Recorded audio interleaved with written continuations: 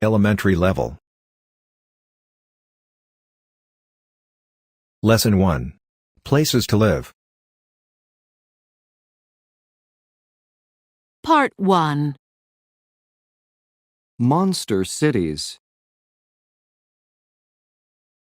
Are big cities wonderful places? Are they terrible? There are different ideas about this. William H. White writes books about cities. He is happy in a crowded city. He loves busy streets with many stores and many people. He likes the life in city parks and restaurants. Many people don't like big cities. They see the large population of cities and they are afraid. Many cities are growing very fast. They are monster cities. A monster is a big, terrible thing. In some countries, there are no jobs in small towns. People go to cities to work. For example, 300,000 people go to Sao Paulo, Brazil, every year. In China, about 183,000 people move to Beijing from the countryside every year. Sao Paulo and Beijing are both megacities. A megacity is a very, very big city. It includes the main city and the cities and towns around it. Mexico City is a megacity.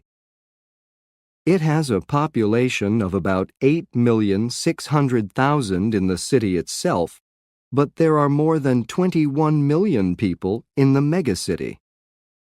Tokyo is another megacity, with over 8,200,000 people in Tokyo, but over 31 million in Tokyo and the cities around it. London is another megacity. There are about 7,400,000 people in London, and about 18,400,000 in London and the surrounding towns and cities. There are problems in all cities. There are big or mega problems in a megacity. In many U.S. cities, there are many people with no jobs and no homes. The air is dirty. There are too many cars. A terrible problem is crime. Many people are afraid of crime. People want to feel safe. Population density is the number of people in 1 square mile, 2.59 square kilometers. Population density is a big problem in many cities. In Miami, Florida, the density is only 7,748. In Bangkok, Thailand, there are 58,397 people per square mile. Is this crowded? Yes, but other cities are more crowded. Do you think William H. White likes Hong Kong? The population density there is 247,501.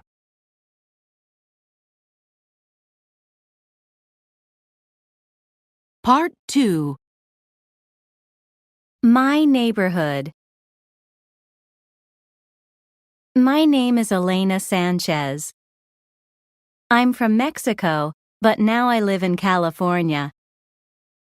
I'm a student here in English language classes at a small college. I live in an apartment building. It's on the corner of Olive Street and Sycamore Avenue. My address is 2201 Olive Street. There's a big olive tree in front of the building. There's a park across the street. There are a lot of oak trees in the park. The trees are beautiful in the summer. A lot of my neighbors are from different countries. The people next to me are from Indonesia. The family across from the Indonesian family is from Colombia. The stores in this neighborhood are always busy. There's a Korean drugstore and an Armenian flower shop. A Chinese church is next to the flower shop.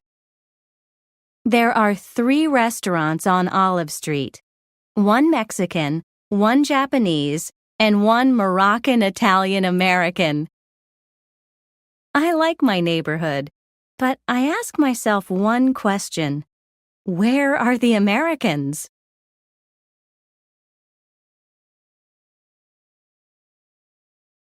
Lesson 2. Shopping. Part 1. Internet shopping. 25 years ago, very few people used the Internet. Only scientists and people in the government knew about the Internet and how to use it. This is changing very fast. Now almost everyone knows about the Internet, and many people are online, on the Internet, every day. When people think about the Internet, they often think about information. But now, more and more, when people think about the Internet, they think about shopping. Amazon.com was one of the first companies to try to sell products on the Internet. Jeff Bezos started the company. One day he made a prediction about the future. He saw that the World Wide Web was growing 2,000% a year. He predicted that it was going to continue to grow, and he thought that shopping was going to move to the Internet. People were going to shop online. He quit his good job and drove across the country to Seattle, Washington. There, he started an online bookstore called Amazon.com. Bezos had very little money. The company began in a garage, a building for a car, and at first there were very few customers, people who buy things. At the Amazon.com site, people can search for a book about a subject, find many different books about that subject, read what other people think about the books, order them by credit card, and get them in the mail in 2 days. This kind of bookstore was a new idea, but the business grew. In a few years, Amazon.com had 10 million customers and sold 18 million different items in categories including books, CDs, toys, electronics, videos, DVDs, home improvement products, things that you use to fix up a house, software, and video games. Today, at a virtual shopping mall, a group of online stores, you can buy anything from gourmet food, special, usually expensive food, to vacations. 15 years ago, many people said, "Online shopping is crazy. Nobody can make money in an online company." They were wrong. Today, Jeff Bezos is a billionaire. More and more people are shopping online, and online companies are making a profit. It is a huge business. But some people predict online business isn't going to grow anymore. They say customers are afraid of online crime and they will stop shopping on the Internet. Are these people right? Nobody knows, but we'll soon find out.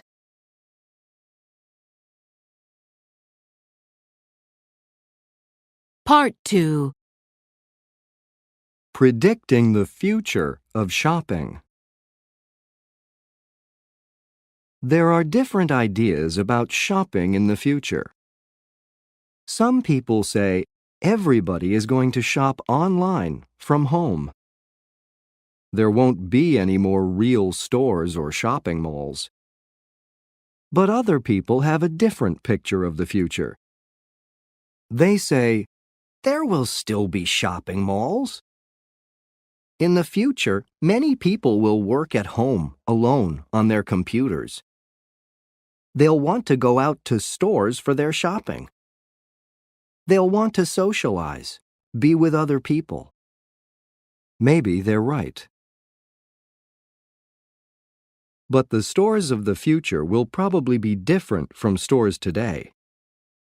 Shopping in stores will be easy. First, people won't need to carry many bags from store to store. In stores, they will only choose products. They won't carry them home. The stores will deliver most of their purchases, such as clothes and books, to their houses. Second, people won't need to carry money or credit cards with them. An eye scan will identify their eyes and put their purchase on their credit card. Shopping malls will probably also be different from today. They won't only have big department stores and many small stores. Malls will still be places for shopping and for entertainment, such as movies. But in malls of the future, busy people will also do other things. They will go to the doctor, the dentist, and the post office. They will go to the gym, too. Everybody agrees about one thing. Shopping will be different in the future.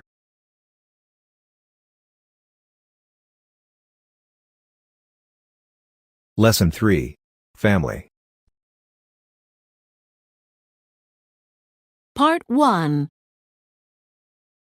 Changing families. Families in almost every country are changing. This is true in rich countries and poor ones. It is true in Africa, the Americas, Asia, and Europe. All over the world, families are getting smaller. In North Africa in the past, many people lived in extended families. 50 to 100 people lived together in a group of houses. These were all family members, grandparents, aunts, uncles, cousins, children, and grandchildren. But now this traditional family is breaking into smaller groups. The traditional family in Mexico was also big. One generation ago, the average Mexican woman had 7 children. Today, she has an average of only 2.5 children.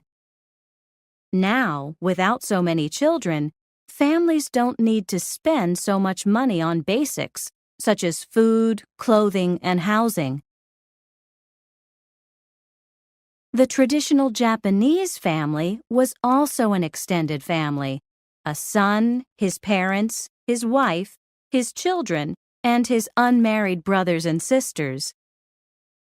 3 generations lived together. But this tradition is changing. Now most families are nuclear families, parents and their children. And most Japanese parents have only 1 or 2 children. These families have new problems. Many men and women spend a lot of time at work. They don't spend much time together as a family. This can be very difficult. Some young women don't want this kind of marriage. They get a job and live with their parents. They say, "I don't need to get married." In Europe, in traditional families, the woman stayed home with the children and the man had a job. But families all over Europe are changing. The number of divorces is going up. In Germany, 41% of all marriages end in divorce. In Finland, that number is 56%. Many Europeans don't get a divorce, but they don't get married either. In much of Europe, many people live alone. In France, more than 26% of women between age 30 and 34 live alone, and more than 27% of men of the same age live alone. The number of single-parent families is going up too. In Denmark, 60% of all firstborn children have parents who are not married. The world is changing, and families are changing too. There are many new types of families, but most seem to be getting smaller.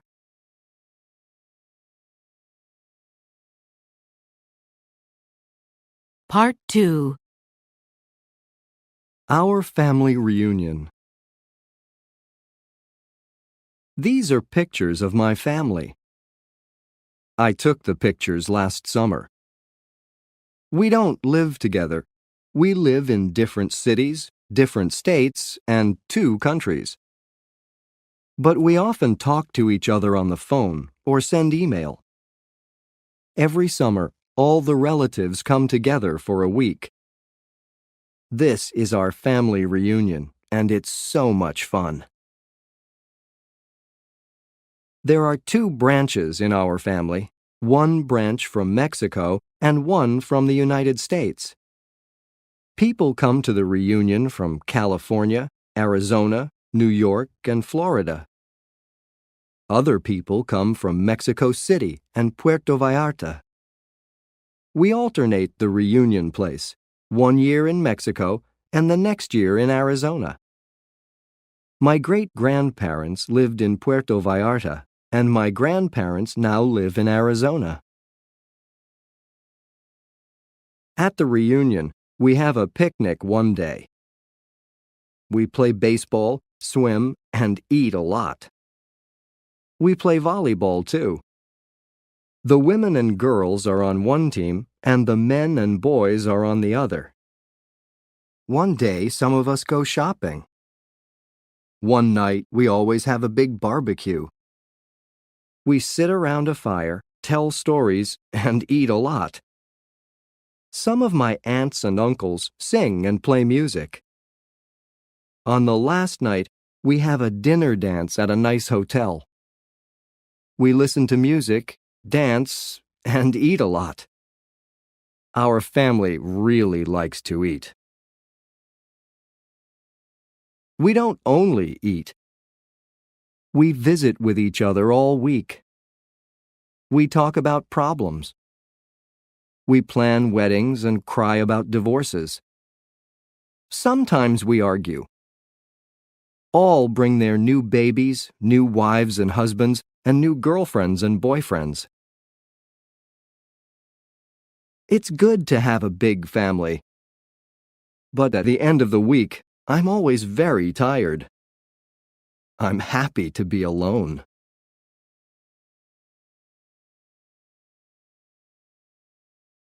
Lesson 4. Personal Health. Part 1. Health news for body and mind. Nobody wants to be sick. Everyone wants to be healthy, and most people want to have a long life too.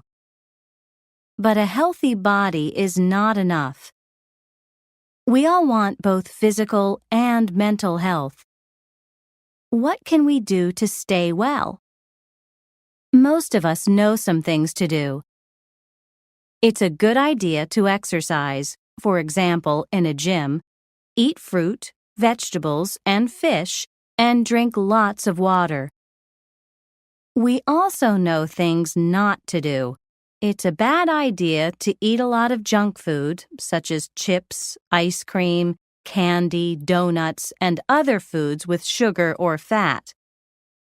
It's a bad idea to be a couch potato, a person who watches a lot of TV and doesn't exercise. It's a terrible idea to smoke. But scientists now have new information about other ways to stay healthy.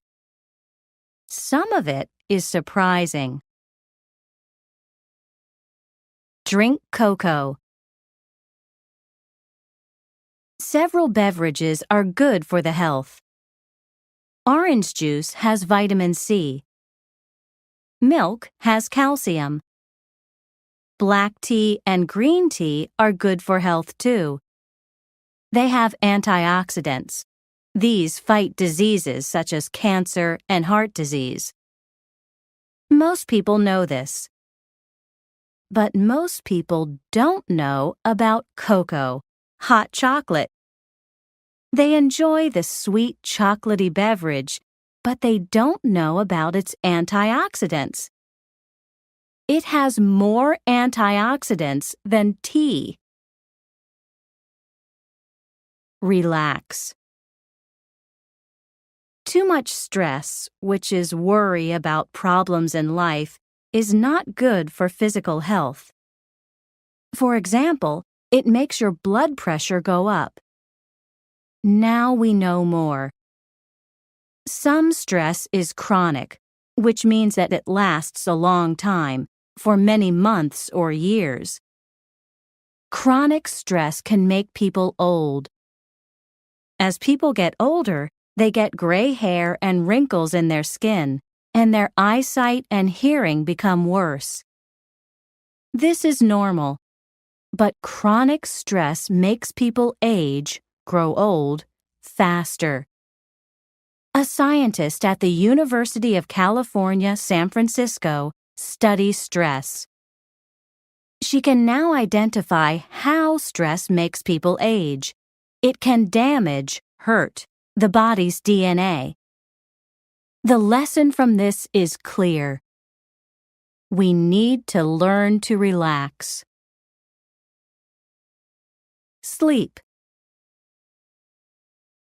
One easy and cheap way to help both your physical and mental health is just to sleep 8 hours or more every night. But more and more people are not sleeping enough. According to the World Health Organization, over half the people in the world may be sleep deprived, which means they don't get enough sleep. Sleep-deprived people often have medical problems, such as high blood pressure, diabetes, a problem with sugar in the blood, and heart problems. It is also more difficult for them to make decisions. Clearly, we need to find time to get more sleep. But there is another reason. A new study from Germany found that sleep makes people smarter. The study shows that the brain continues to work during sleep and helps the sleeper to work on problems. You didn't do your homework last night? Maybe you can tell your teacher that you were working hard in your sleep. Learn languages. How many languages do you speak? There might be good news for you. A study from a university in Canada found something interesting. Bilingual people, who speak 2 languages very well, do better on tests than people who speak only 1 language. It seems to be mental exercise to hold 2 languages in your brain. Ellen Bialystok of York University says it's like going to a brain gym. Conclusion. To have good physical and mental health, we need to eat right, relax, sleep enough, and exercise, both the body and the brain. There is a lot of new information about health. Some of it is surprising.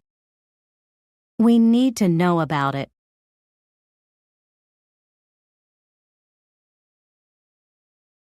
Lesson 5. Women and Men. Part 1. Men's talk and women's talk in the United States. Marriage is often not easy. Love is often not easy. Sometimes friendship between a man and a woman is not easy. Maybe a man and a woman love or like each other, but they argue. They get angry. Later they apologize, but it happens again and again. What's the problem? Are men and women really very different? Deborah Tannen says yes. Men and women are very different. Tannen teaches at Georgetown University in Washington, D.C. She writes books about the ways people talk. She believes that men and women talk and think in different ways. She tells about some differences in her book, You Just Don't Understand. It begins in childhood. The differences, Tannen says, begin when men and women are children. Very young boys and girls are similar to each other. In other words, they like many of the same things and play in the same ways. They aren't very different. But then there is a change. When children in the United States are 5 or 6 years old, boys usually play in large groups. One boy gives orders.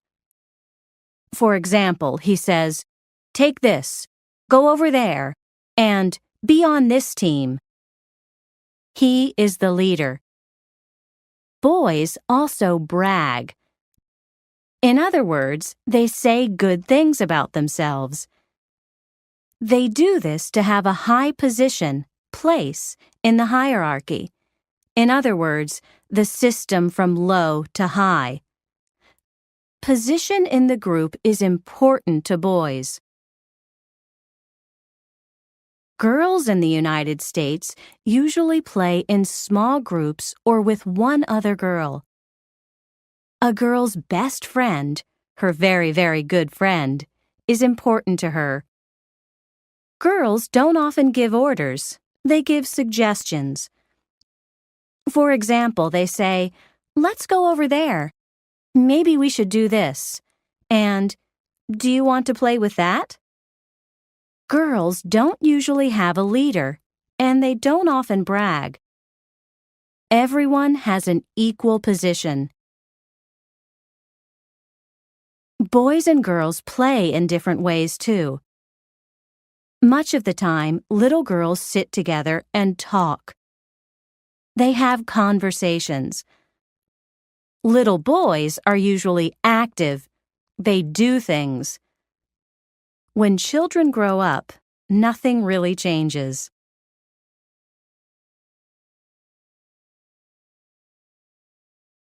Who talks more and why? Many people believe that women talk more than men do. According to Deborah Tannen, this isn't exactly true.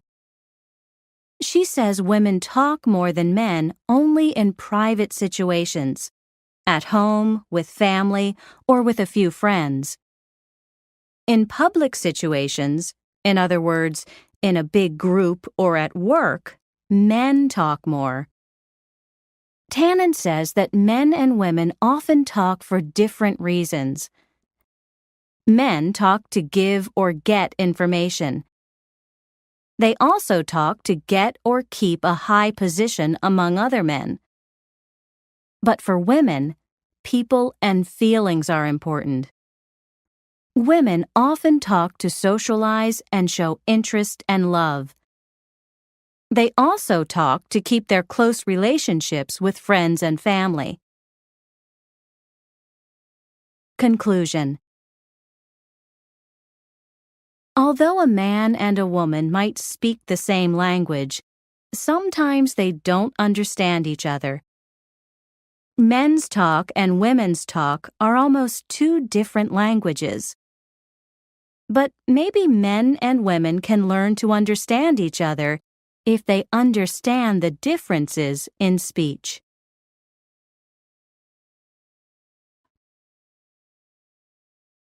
Part 2. He said, she said. A U.S. couple. Well, doctor, I'm beginning to worry about my marriage.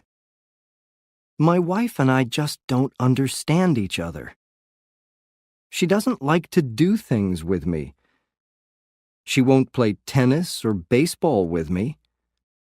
She doesn't like to fix the car with me. She doesn't work on the house with me, paint the house or fix the roof. She doesn't listen when I talk about interesting things, sports, money, or world politics. Sometimes she gets angry with me about unimportant things. And she talks and talks and talks about uninteresting things. What's wrong with her? Well, doctor, I'm beginning to worry about my marriage. My husband and I just don't understand each other. We both work full-time, but I do all the work at home.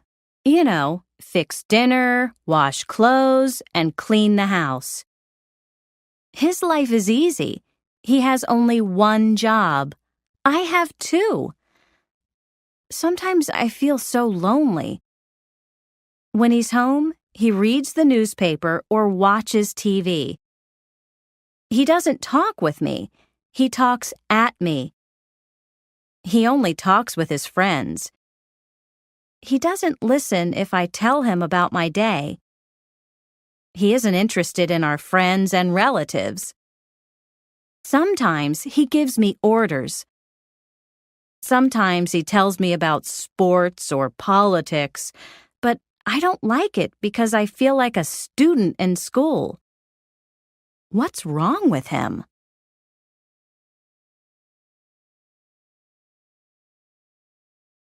Lesson 6. Sleep and Dream. Part 1. The purpose of sleep and dreams. Many people wonder, why do we sleep? Why do we dream? They ask themselves the purpose or reason. There are many theories or opinions about this, but scientists don't know if these ideas are correct. Theories of sleep. One theory of sleep says that during the day, we use many important chemicals in our bodies and brains. We need sleep to make new chemicals and repair or fix our bodies. This theory is called the repair theory. One piece of evidence for this theory is that our bodies produce more of a growth hormone, a chemical that helps us grow while we sleep. Another theory is that the purpose of sleep is to dream. Dreaming occurs or happens only during one stage or period of sleep. REM, rapid eye movement sleep. REM sleep occurs about every 90 minutes and lasts for about 20 minutes. Some scientists believe that REM sleep helps us to remember things, but other scientists don't agree. Dream theories. Whatever the reason for sleep, everyone sleeps, and everyone dreams every night. Many times we don't remember our dreams, but we still dream. Like sleep, no one knows exactly why we dream or what dreams mean. There have been many theories about dreams throughout history.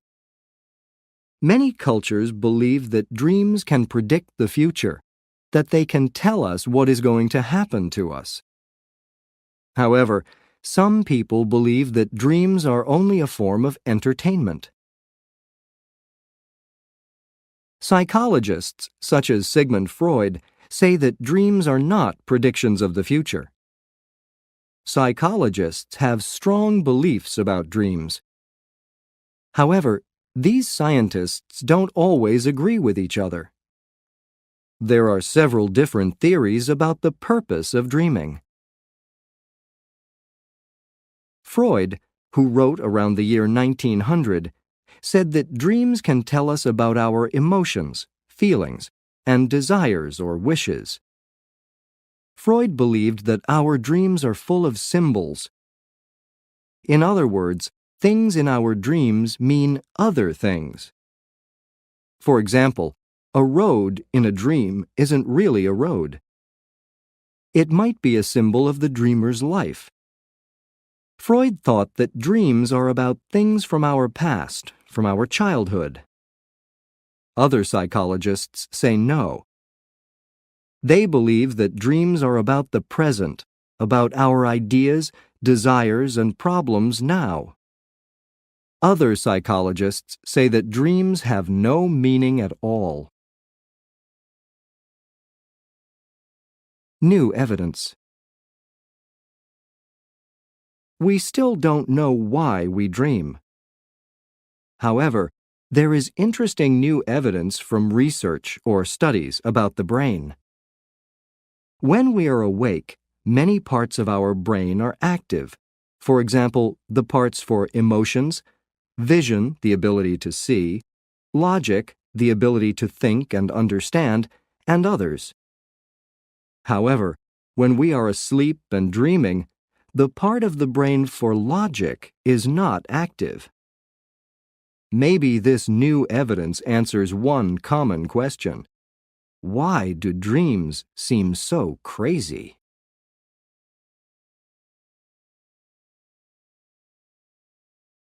Part 2. A Dream Narrative. This is the dream of a 40-year-old businessman. He is married and has 2 children. He goes to a psychologist because he feels anxious a lot. The psychologist told him to write down his dreams. This is his dream from June 7th.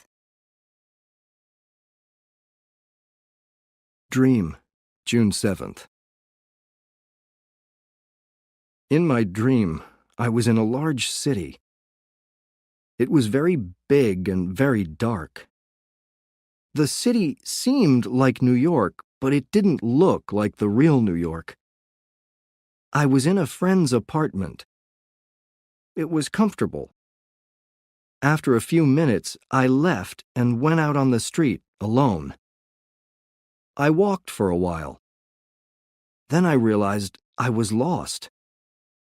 I couldn't find my friend's apartment again. I started to feel uncomfortable. I tried to return to the apartment, but all of the streets looked unfamiliar and completely different, and I didn't know my friend's address. I began to feel anxious.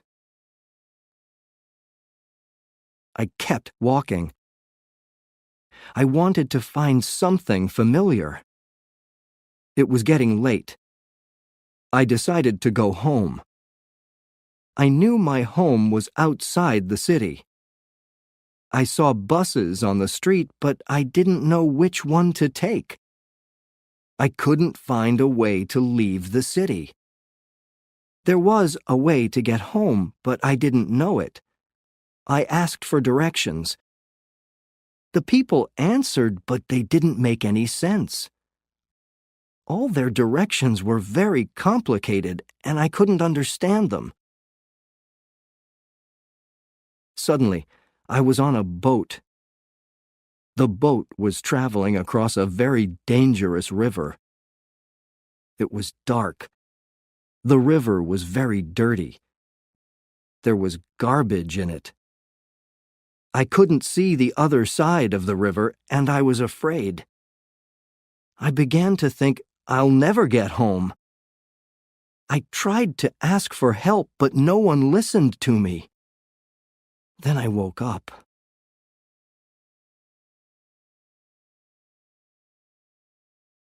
Lesson 7. Work and Jobs. Part 1. Volunteering. Some people go to work each day and then come home. They spend time with their family and friends. Maybe they watch TV or go to a movie. Sometimes they exercise or read. This is their life. But for other people, this isn't enough. They look around their neighborhoods and see people with terrible hardships, sickness, loneliness, and homelessness. Other people see problems with the environment. Many people want to help. They volunteer. They give some of their time to help others. Volunteers help in many ways. Some visit sick and lonely people. Some give their friendship to children without parents. Some build houses for homeless people. Others sit and hold babies with AIDS. Andy Lipkiss was at summer camp when he planted his first tree. He began to think about the environment. In many countries, people were cutting down trees. Andy Lipkiss worried about this. In 1974, he started a group, Tree People, to plant trees: pine, elm, cypress, and eucalyptus. They also began to plant fruit trees in poor neighborhoods because fresh fruit is often too expensive for poor people. Today, there are thousands of members of Tree People, and more join every day. They plant millions of trees everywhere to help the environment and people. Ruth Brinker wasn't planning to change the world. Then, a young friend became sick. He had AIDS. Soon he was very sick, and he couldn't take care of himself. Brinker and other friends began to help him. In 1985, Brinker started Project Open Hand. This group cooks meals and takes them to people with AIDS. Soon, Project Open Hand volunteers were cooking many meals every day and delivering them to people who couldn't leave home. Today, volunteers prepare 2,000 meals daily. Ruth Brinker didn't plan to change the world, but she is making a change in people's lives. Only 3 volunteers began the Marine Mammal Center in Northern California in 1975. Today, there are 800 volunteers. They work with mammals. Mammals are animals that feed on their mother's milk when young. The volunteers help sick ocean mammals, seals, sea lions, and sea otters. The sick animals become well and strong. Motherless baby animals grow big and healthy. For many weeks, or sometimes months, volunteers help to feed and take care of these animals. They also work in an educational program that teaches people about these animals. The volunteers don't get any pay for their hard work. Their pay is the good feeling on the day when they can release a healthy animal, take it to its home, the ocean, and let it go free. 30 or 40 years ago, most volunteers were housewives. They volunteered time while their husbands were working. Today, Both men and women volunteer, and teenagers and children too. There are volunteers from all social classes, all neighborhoods, and all ages. Most aren't rich or famous. They enjoy their volunteer work. People need them. Today, the world needs volunteers more than ever before. Perhaps a young Zulu boy from South Africa, Nkosi Johnson, said it best. Before he died of AIDS at the age of 12, he made a speech that is now famous. In this speech, he said, "Do all you can with what you have, in the time you have, in the place you are."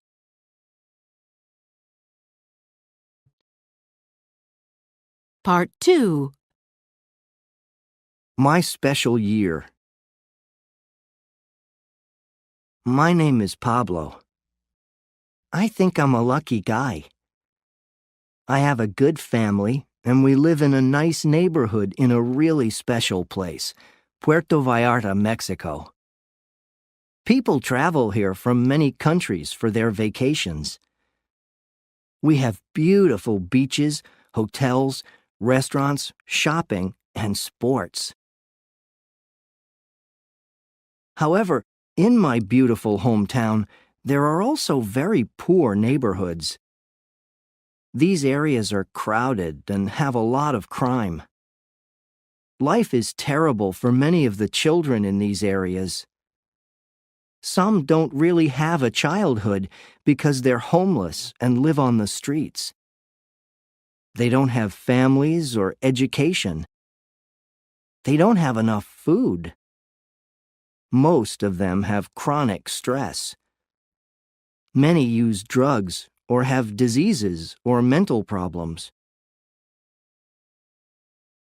Last year, I came back to Puerto Vallarta from my university in Mexico City. I spent 1 year as a volunteer with an organization called Outreach International. They have several programs. I volunteered for one program to help street children. It was the best and most difficult year of my life. I learned a lot that year. I worked in a home for street children, all boys at this one. It's in an old school that nobody uses now. At this home, the boys have a place to sleep and 3 meals daily, but it's not a school. They go to a neighborhood school. The home keeps the boys off the streets. It shows them another way of life. As a volunteer, I helped to prepare meals. I taught games such as basketball and football and art. I helped the kids with their homework. These kids can be fun. They have a lot of energy, but they're also really tough. Their hardships on the streets make them strong, and not always sweet little children.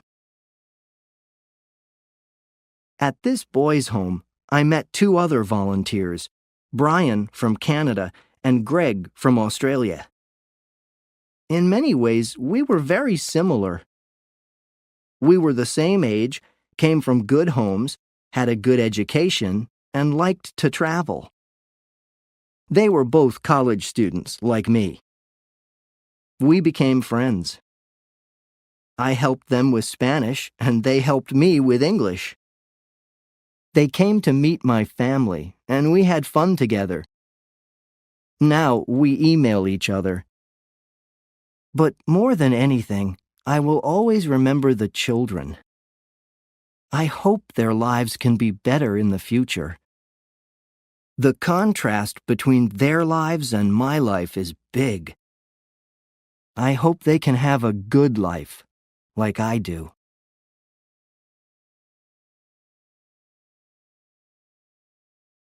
Lesson 8. Eating and Food. Part 1. New foods, new diets. Diet of the Past. On March 26, 1662, Samuel Pepys and 4 friends had lunch at his home in London, England. They ate beef, cheese, 2 kinds of fish, and 6 chickens.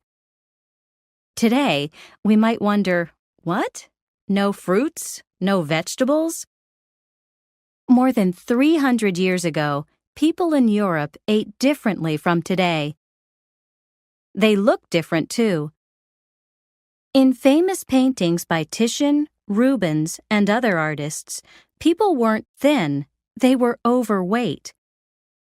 But people 300 years ago thought, how attractive, not how ugly. Today's diet. Today, people are learning more about health. Many people are changing their ways of eating. They're eating a lot of fruits and vegetables. Many of the vegetables are raw. They aren't cooked because cooking takes away some vitamins, such as vitamins A, B, and C. People are eating less sugar. They're eating low-fat foods. They're not eating much red meat. They're drinking less cola and coffee. Trying to be thin. People these days want to be slim, not fat. Sometimes people in North America go a little crazy to lose pounds. Thousands of them join gyms and diet groups, go to special diet doctors, or spend a lot of money at diet centers. Each year, Americans spend more than $46 billion on diets and diet products. More people are overweight. However, there is an irony, a surprising opposite result, to all this dieting. While many people are becoming thin, other people are becoming overweight. More people are overweight than in the past. In many countries, there is a serious problem with obesity. In other words, a condition of being very overweight. There are 2 main reasons. First, these days many people often go to fast food restaurants. They didn't in the past. At these restaurants, many of the foods, such as fried potatoes and meat, are high in fat. Some of the dairy products, such as cheese, are high in fat, and others, such as ice cream, are high in fat and sugar. This seems similar to Samuel Pepys's party, doesn't it? Second, dieting doesn't often work. Sometimes people lose weight fast, but they usually gain it back again. Almost 95% of all people gain back weight after a diet. One problem with obesity is easy to see. Overweight people have more sicknesses, such as heart disease and diabetes. Sometimes people go crazy over food. Sometimes they eat very little because they want to be slim. Other times, they eat lots of bad foods because these foods taste good. When will people learn? Too much food, too little food, and the wrong foods are all bad ideas.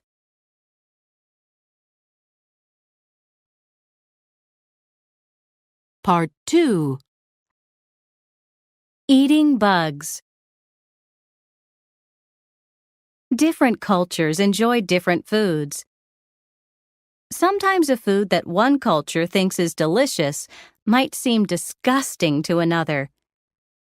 In much of the world, people eat beef, but the idea of meat from a cow disgusts some Hindus in India. People in France sometimes eat horse meat or frogs, and this disgusts some Americans. People in Western countries eat cheese, and many Asians think that this is disgusting. And then there are insects. Many people wonder, how can people eat bugs? Children in the U.S. make horrible faces and say, "Ooh, yucky." However, insects are an important part of the diets in many countries. In different places, people eat over 1,000 types of insects, and ate them in the past, too. For example, people in ancient Greece and Rome ate insects. American Indians ate grasshoppers, crickets, and caterpillars. Today, in parts of Africa, people eat termites, insects that eat wood, and caterpillars as snacks. In Japan, some people eat grasshoppers with soy sauce. In small villages and in some restaurants in Thailand, people enjoy crickets and grasshoppers. In some Mexican restaurants, people pay $25 for a plate of butterfly larvae. In the United States, some restaurants now offer insects as a gourmet food. In China, people spend $100 million each year on ants. There are different ways to prepare bugs as food. One way is to boil them in very hot water. In Colombia, some people spread them on bread. In the Philippines, people fry them in butter with vegetables. In Mexico, people fry them in oil or marinate them in lemon juice, salt, and chili.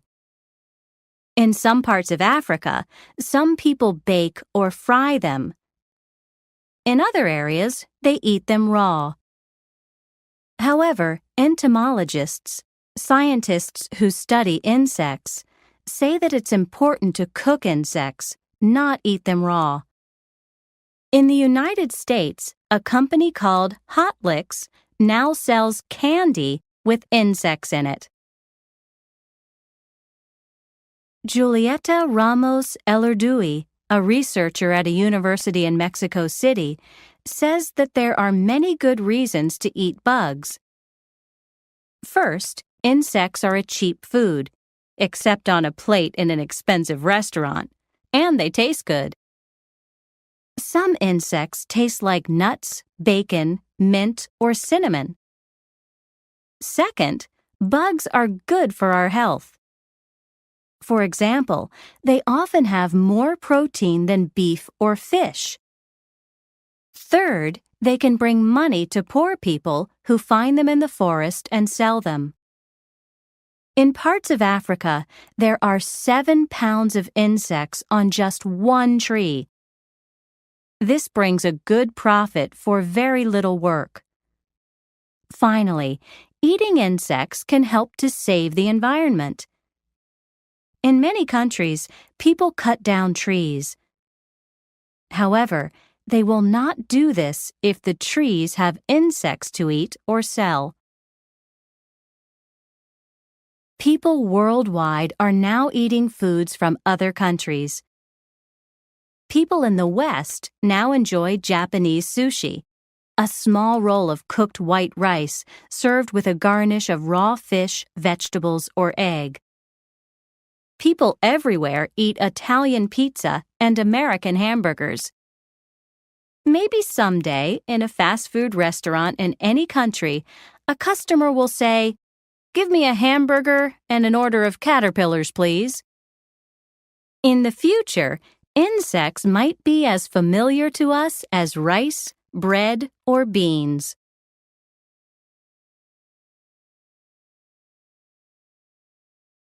Lesson 9. Places to visit. Part 1. Adventure vacations. People like different kinds of vacations. Some go camping. They swim, fish, cook over a fire, and sleep outside. Others like to stay at a hotel in an exciting city. They go shopping all day and go dancing all night. Or maybe they go sightseeing to places such as Disneyland in the United States, the Taj Mahal in India, or the Louvre in France. A different kind of vacation. Some people are bored with sightseeing trips. They don't want to be tourists. They prefer an adventure, a surprising and exciting trip. They want to learn something and maybe help people too. How can they do this? Some travel companies and environmental groups are planning special adventures. Sometimes these trips are difficult, but they're a lot of fun. One organization, Earthwatch, sends small groups of volunteers to different parts of the world. Some volunteers spend 2 weeks and study the environment. Others learn about people of the past. Others work with animals or plants. Hard work in the far north. Would you like an adventure in the far north? Scientists are worried about changes in the climate worldwide. They are studying how the environment is changing because of a warming climate. 2 teams of volunteers, one in Alaska and the other in Iceland, will study glaciers, huge fields of ice that move very slowly. These glaciers are getting smaller. Scientists wonder why and how. Another team will go to Manitoba, Canada. This team will collect information on birds, mammals, and the amount of snow. If you like exercise and cold weather, these are good trips for you, but you must be in very good physical condition. Studying ocean mammals. Do you enjoy ocean animals? You can spend 2 weeks in Florida. There, you can study dolphins. It will be exciting to learn about these intelligent ocean mammals. These beautiful animals can live to over 50 years of age. They travel together in family groups. From small boats, volunteers will study and photograph these groups. The purpose of this research is to learn about the animals' social behavior. Scientists want to know what dolphins do and how they live. Also, scientists want to study dolphins' health. For example, they wonder, is ocean pollution changing the dolphins' health? If you like warm weather, the ocean, and animals, this is a good trip for you.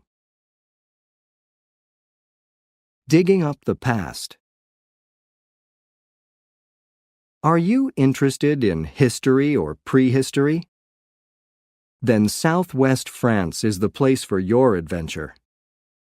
Between 35,000 and 250,000 years ago, early humans lived in this area. Volunteers will work with archaeologists from France, Germany, and the United States to search for evidence about the way of life of the people from that time.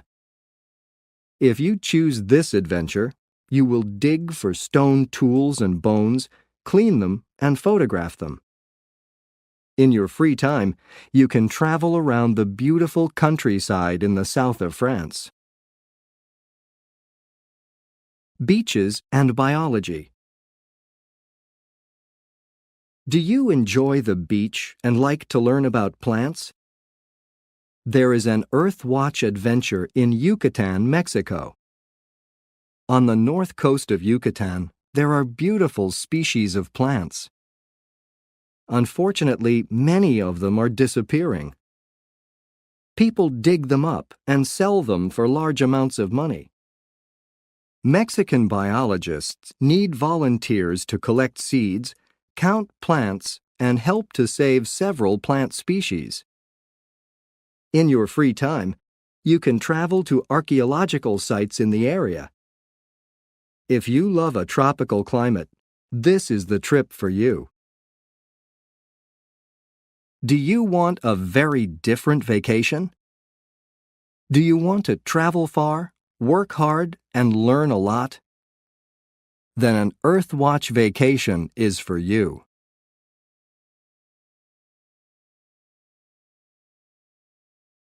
Lesson 10. Save the Earth. Part 1. The ocean in trouble. Many environmental groups are warning that oceans worldwide are in great danger. According to the United Nations Food and Agriculture Organization, FAO, 70% of the world's fishing areas are in danger. One reason, of course, is the huge amount of pollution. However, there is another danger, and it might be even more harmful than pollution. This danger is overfishing. No matter where you look in the world, on average, 90% of the fish are gone, says a biologist from Dalhousie University in Canada. New technology. Fishers are finding fewer and fewer fish everywhere. However, this does not mean that fishermen are not fishing any longer. Instead, many are using new technology to fish new waters as deep as a mile. Trawlers, large fishing boats, are using special nets on wheels and rollers. They drag these nets across the bottom of the deep oceans, and they pick up anything of any size at all. With these nets, fishers catch the fish that people eat, but the nets also catch marine mammals such as sea lions, dolphins, and sometimes whales. The effect on fish. These nets also take species like squid, skate, red crabs, slackjaw eels, spiny dogfish, and orange roughy. A few years ago, people didn't want to eat these species. Now, you can find them in fish stores, in fish sandwiches at fast food restaurants, or in fake, not real, crab meat for seafood salads. The orange roughy provides an example of what is happening. This fish appeared in fish stores only about 10 years ago, but already the species is almost extinct. The orange roughy lives very deep in the ocean, up to a mile deep, in the cold waters off New Zealand. Scientists now know that fish in deep, cold water grow and reproduce very slowly. For example, the orange roughy lives to be 150 years old. It doesn't start to reproduce until it is 30 years old. Although the fish is nearly extinct, people still sell it in seafood stores and in restaurants. And of course, it may be in that fish sandwich that you eat at a fast food restaurant. Many scientists believe that present fishing methods will destroy all the large fishing areas of the world. Can anything stop this? Some scientists think that governments should stop the fishing industry from using some kinds of technology. But this will be difficult. Many of the big fishing companies have a lot of money, and they use that money to influence politicians all around the world. No fishing zones. Other scientists believe that governments should create no fishing zones, areas where no one can fish.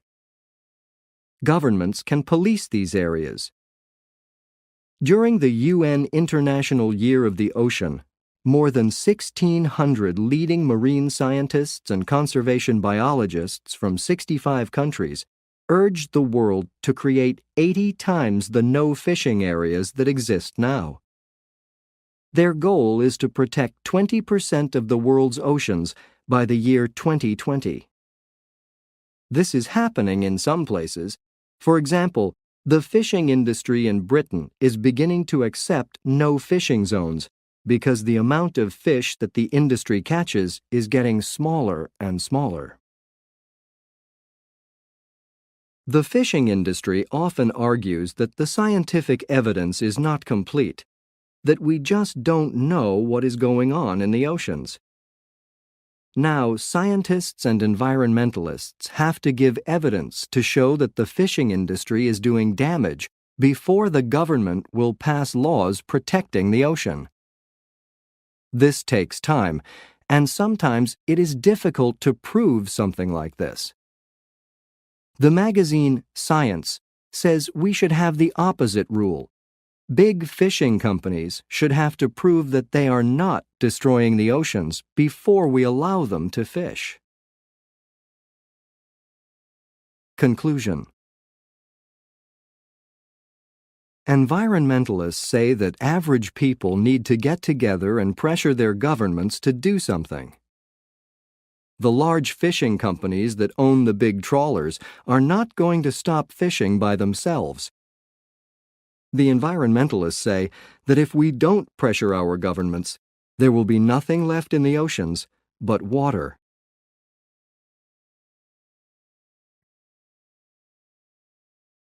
Part 2. Repairing the environment. Early life on Easter Island. Easter Island is a very small island in the Pacific Ocean. In the ancient past, the island was covered with vegetation, such as beautiful forests, and the surrounding ocean was rich in fish. The human population grew to about 9,000 people. Today, we know them for their art, hundreds of huge, amazing statues that are made of stone. Over several hundred years, the people created larger and larger statues. The changing history. For about 700 years, life on Easter Island was good. However, by the 15th century, people suddenly stopped creating the statues. Also, the environment completely changed. The earth didn't produce enough food for the population. The forests were gone because people cut down all the trees. Without trees, they couldn't even build canoes, a kind of small boat. And for this reason, they couldn't go fishing. The society was destroyed. The people were hungry. When Europeans arrived in 1722, there were only about 2,000 people left. Easter Island as an example. Scientists often mention Easter Island. They see it as an example of the damage that humans can do to the environment. They say that our Earth is like an island. When we destroy it, we destroy ourselves. They say that we are now destroying it. Like the people of ancient Easter Island, we are cutting down forests. Worldwide, the environment is changing. The climate is becoming warmer. Glaciers are melting. Pollution fills many rivers and lakes and the air of many cities. And every year, about 20,000 plant and animal species become extinct. What we can do. Some people see this situation as hopeless, but environmentalists say that it isn't too late. There are things that we can do. Governments and big companies need to make big changes, but every individual can make many small changes. All these small changes can add up. They can make a big difference. Here are just some. Plant trees. Trees absorb, drink in, the carbon dioxide, CO2, that factories put into the air. Buy organic fruits and vegetables, ones without dangerous chemicals. These are good for your health and good for the earth, too. Reuse containers. In other words, don't throw empty plastic food containers into the trash or garbage. Wash them and use them again. Also, use plastic bags many times. When you throw away a plastic bag or container, it stays in the earth for thousands of years.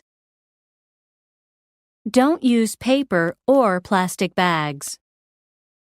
Bring a cloth bag with you to the supermarket. You can use the same cloth bag over and over for years. Recycle things that you can't reuse. You can recycle aluminum cans, glass bottles, some plastic containers, and newspapers. Use compact fluorescent light bulbs. They last 10 times longer than regular light bulbs, so they save you money. Also, they use 75% less energy. One of these bulbs can keep a half-ton, 1,000 pounds, of carbon dioxide out of the air. Do you eat tuna fish? If so, look carefully at the can. Buy only tuna that is dolphin safe. In other words, tuna from companies with special nets that don't kill dolphins. Write letters to government leaders. Ask them for laws that protect the environment. Tell them that you want the earth to be here for your great-great-grandchildren.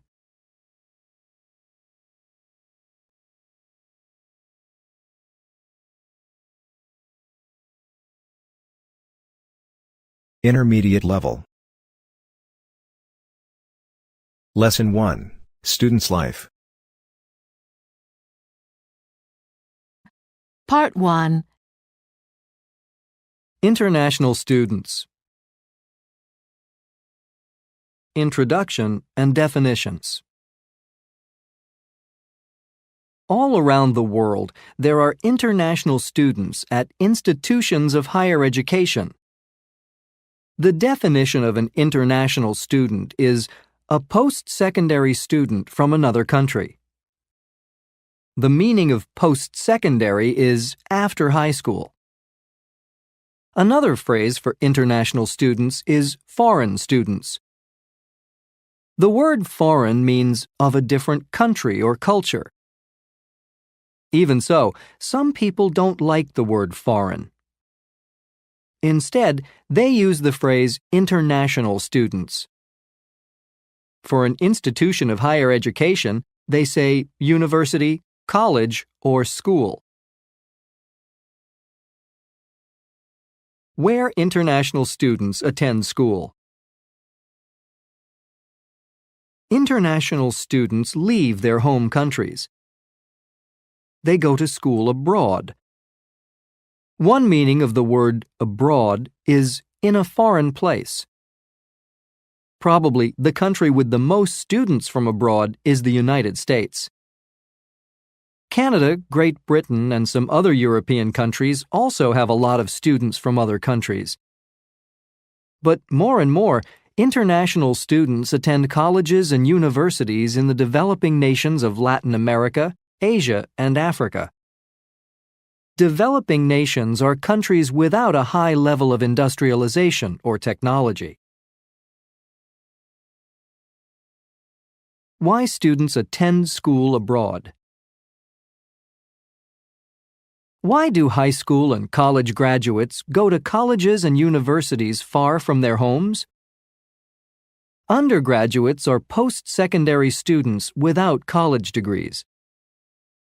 Often, undergraduates want the experience of life in new cultures.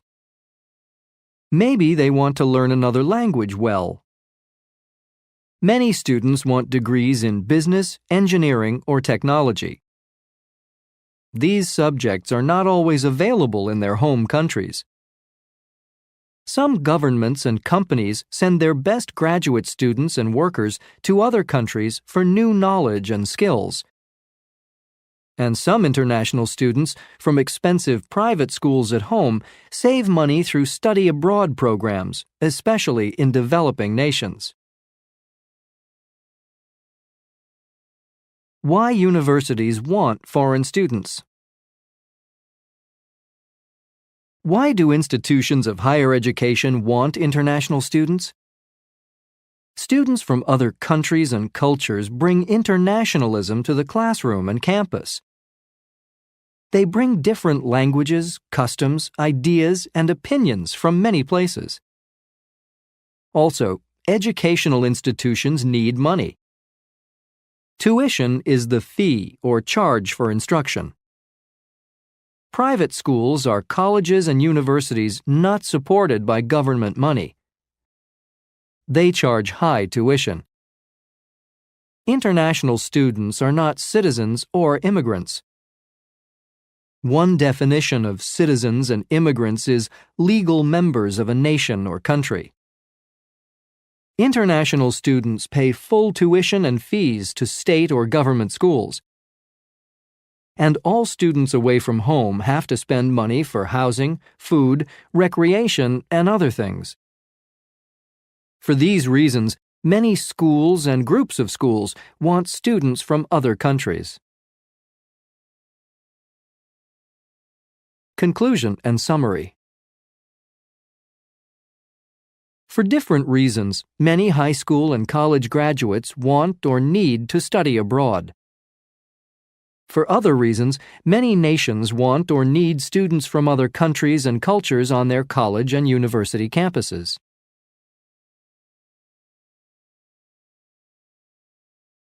Part 2. University life around the world.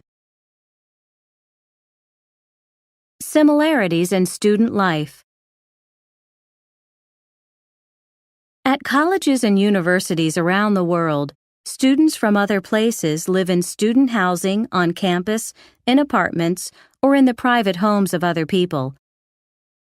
They walk to school or get there by bicycle or by car. Sometimes they take public transportation like the bus or subway. They attend classes and take quizzes or tests or exams. They complete necessary course requirements. After years of study, they get certificates or college degrees. These are proof of completion of courses of study. Outside school, they have other interests and family or social lives. In some ways, life on the campuses of institutions of higher education is the same everywhere in the world. Systems of higher education. Maybe student life is similar, but the system of higher education differs in countries around the world. For example, in the United States, post-secondary students can live at home and go to community colleges for 2 years or more. Or they can choose 4-year state or private colleges or universities. They can get financial aid like scholarships, grants, or loans. This money helps students to pay college tuition and other charges. Loans have to be paid back. With undergraduate degrees, they can attend graduate school. The system is different in some countries of Asia or the Middle East, like Iran. There, students take an exit exam in their last year of high school. The people with the highest scores attend the best universities in the country. Other students can go to other kinds of colleges or get jobs. Differences in teaching and learning styles. But not only the system of higher education can vary. Teaching and learning methods and styles differ in various cultures, at different colleges and universities, and in individual courses. For example, the atmosphere in many classrooms is very formal. Students use titles such as Professor Gonzalez or Mrs. Wong for their instructors. Some teachers wear business clothes and give academic lectures. Students respect the knowledge and views of their master teachers. Other classrooms have an informal atmosphere. Instructors dress casually, and students use instructors' first names. In this relaxed atmosphere, class members work together in groups. They tell their individual experiences, give their opinions, and talk about their ideas. Some teachers always follow a course plan or the textbook. They give a lot of assignments. They give points, scores, or grades for homework. In their courses, students take many quizzes, tests, and exams. All over the world, there are teaching and learning differences. Campus facilities and services. And what about the facilities and services available to students at college and university campuses around the world? At many institutions of higher education, resources for learning and recreation are available to students. At libraries, they can read and study books and other materials. At learning resource centers, they can often work on computers. Maybe they can use educational software programs or the internet. Sometimes audio or video equipment is available. And people can buy books, supplies, and other things at campus stores. Also, learners can get advice from counselors and individual help with their courses from tutors. Maybe they can relax and have fun on campus too. Some schools have swimming pools, tennis courts, and other sports facilities. Most have snack bars, cafeterias, or other eating places. And at some schools, not all students go to the campus. They take internet courses by computer, see and hear lectures on television, or use other kinds of distance learning.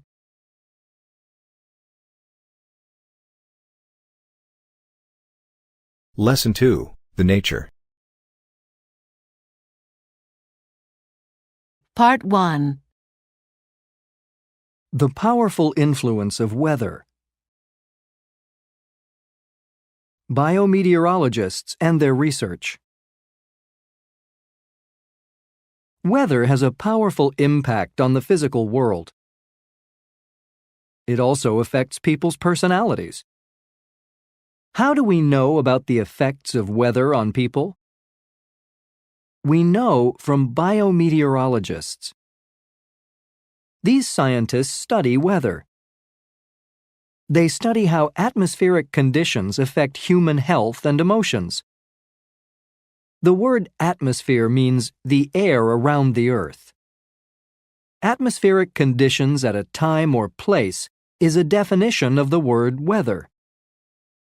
Some examples of these conditions are sun, wind, rain, snow, humidity, the amount of moisture in the air, and air pressure, the force of air.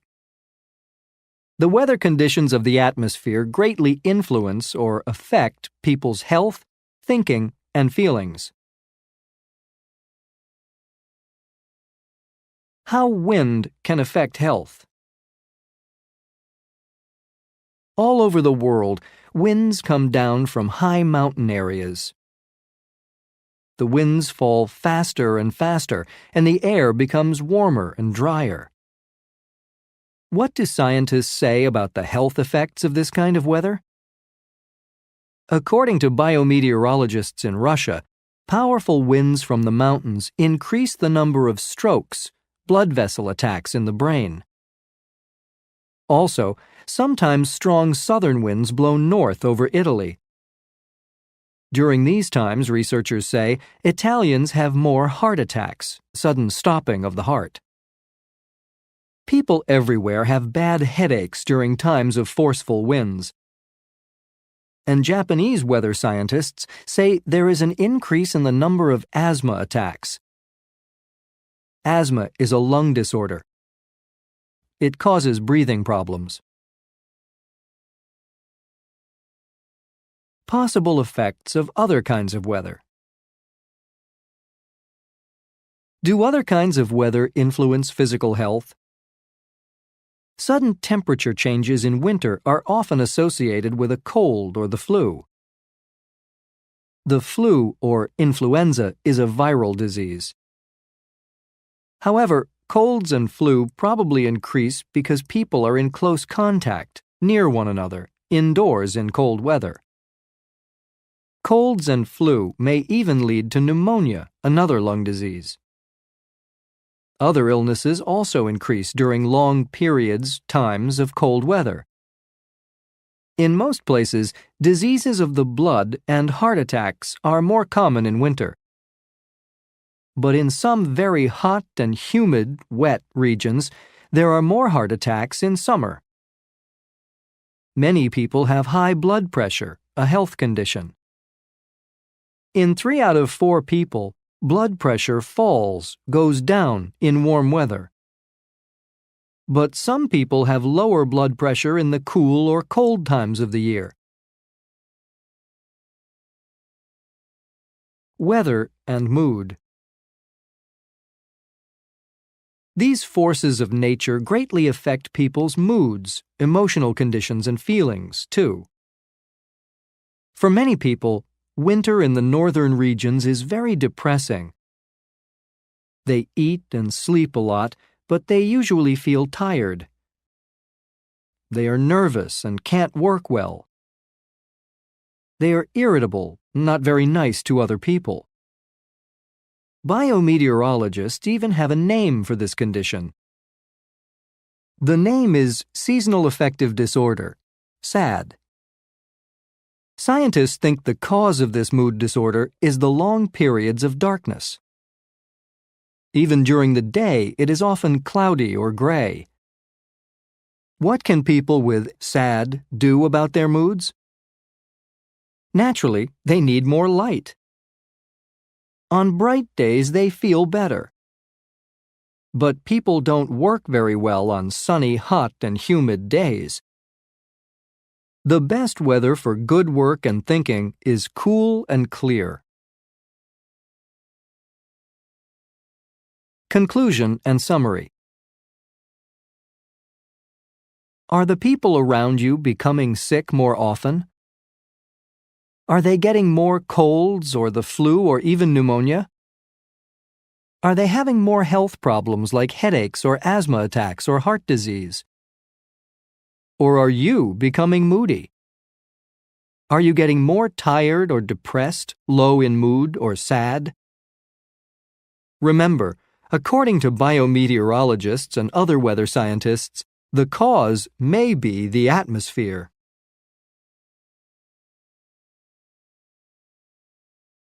Part 2. Global climate changes. Climate in regions of the globe. The word weather means the atmospheric conditions at a specific place and time. The weather can vary from day to day. In contrast to weather, climate is the general or average atmospheric conditions of a region. In different areas of the globe, the climate generally stays the same from year to year. For example, the climate in the desert is usually very dry. It may be cold in winter and hot in summer, but there is very little rain or humidity. In contrast, in tropical rainforests, there is very high humidity. In most other areas of the world, The weather is cool or cold and wet or dry in the winter season. It is warm or hot and dry or humid in the summer months. According to some meteorologists, weather researchers, the Earth's climate is changing slowly. In most places on the Earth, the weather varies from season to season or even from day to day. In contrast, the typical climate is similar every year. Even so, there may be global climate changes from one long time period to another. What are these changes? Some scientists believe the weather is becoming more extreme. There are longer periods of very cold and very hot temperatures. There are more and more powerful hurricanes and tornadoes, storms with strong, fast winds, and blizzards, heavy snowstorms. Floods, large amounts of water on dry land, and long droughts, times without enough rain, are causing greater and greater physical damage to the human communities on Earth. These extreme forces of nature will get even worse in the future, say some people. And every change in climate in one part of the globe will bring more extreme changes in other areas. Global warming and El Niño are having major effects on the Earth's atmosphere, weather, and climate. At least, that's the opinion of many researchers and scientists. What is global warming? It is a slow increase in the average yearly temperature of the planet. The cause is an increase of gases in the atmosphere. What is El Niño? The Spanish phrase means the little boy or the Christ child. It names a weather condition most common in the month of December. This seasonal weather disorder is a change in the atmosphere of the tropical areas of the Pacific Ocean. It increases the amount of rain in the Americas and can bring strong winds and hurricanes. In contrast, El Niño may cause drought in the southern and western Pacific, Asia. Blizzards, snow, and long periods of low temperatures may follow in the northern regions of the globe. Not all meteorologists believe there is much natural global warming. According to these scientists, the El Niño effect is not getting stronger. So why is the temperature of the Earth going up? Why are tropical storms like hurricanes causing more and greater flood and wind damage? Probably, human beings are the main cause of the extreme effects of weather and climate changes. Cars and factories are putting more and more gases like carbon dioxide, CO2, into the Earth's atmosphere. Coal and oil add carbon dioxide to the air too. Trees and plants take in carbon dioxide, but humans are cutting down the rainforests and putting up buildings where green plants used to grow. The world has a lot of people now, and it will have a lot more people in the future.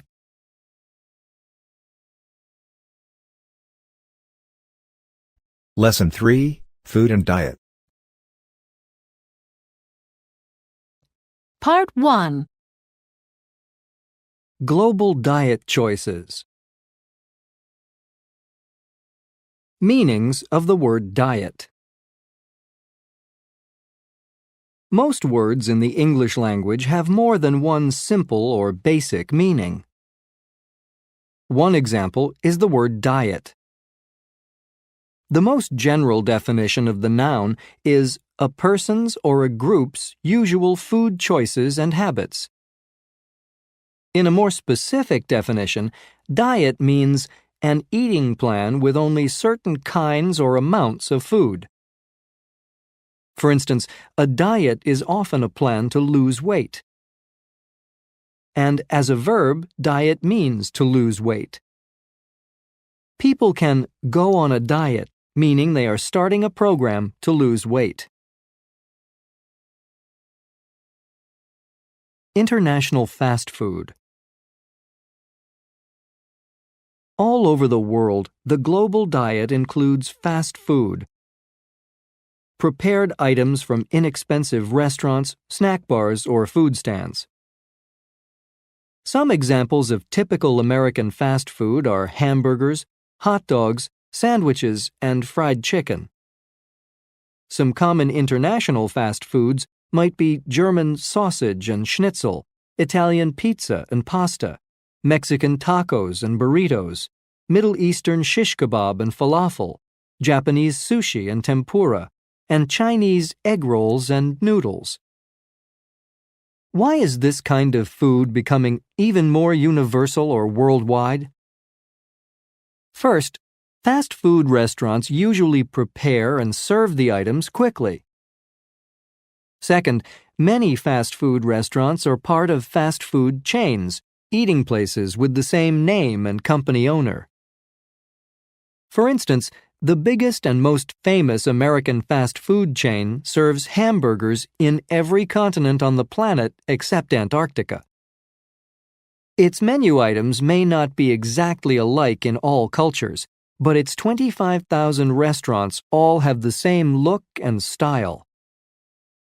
The atmosphere seems comfortable and familiar. Third, the items at fast food places usually cost less than meals in formal restaurants or special dishes made at home. And finally, people usually enjoy the taste of the food, even if it is not very nutritious, healthy. How people make individual food choices. How do most people make their diet decisions? Individual choices are often based on former habits, cost and convenience, beliefs about health and nutrition, and ideas about physical beauty. Some people learn to like certain foods in childhood, and they don't change later in life.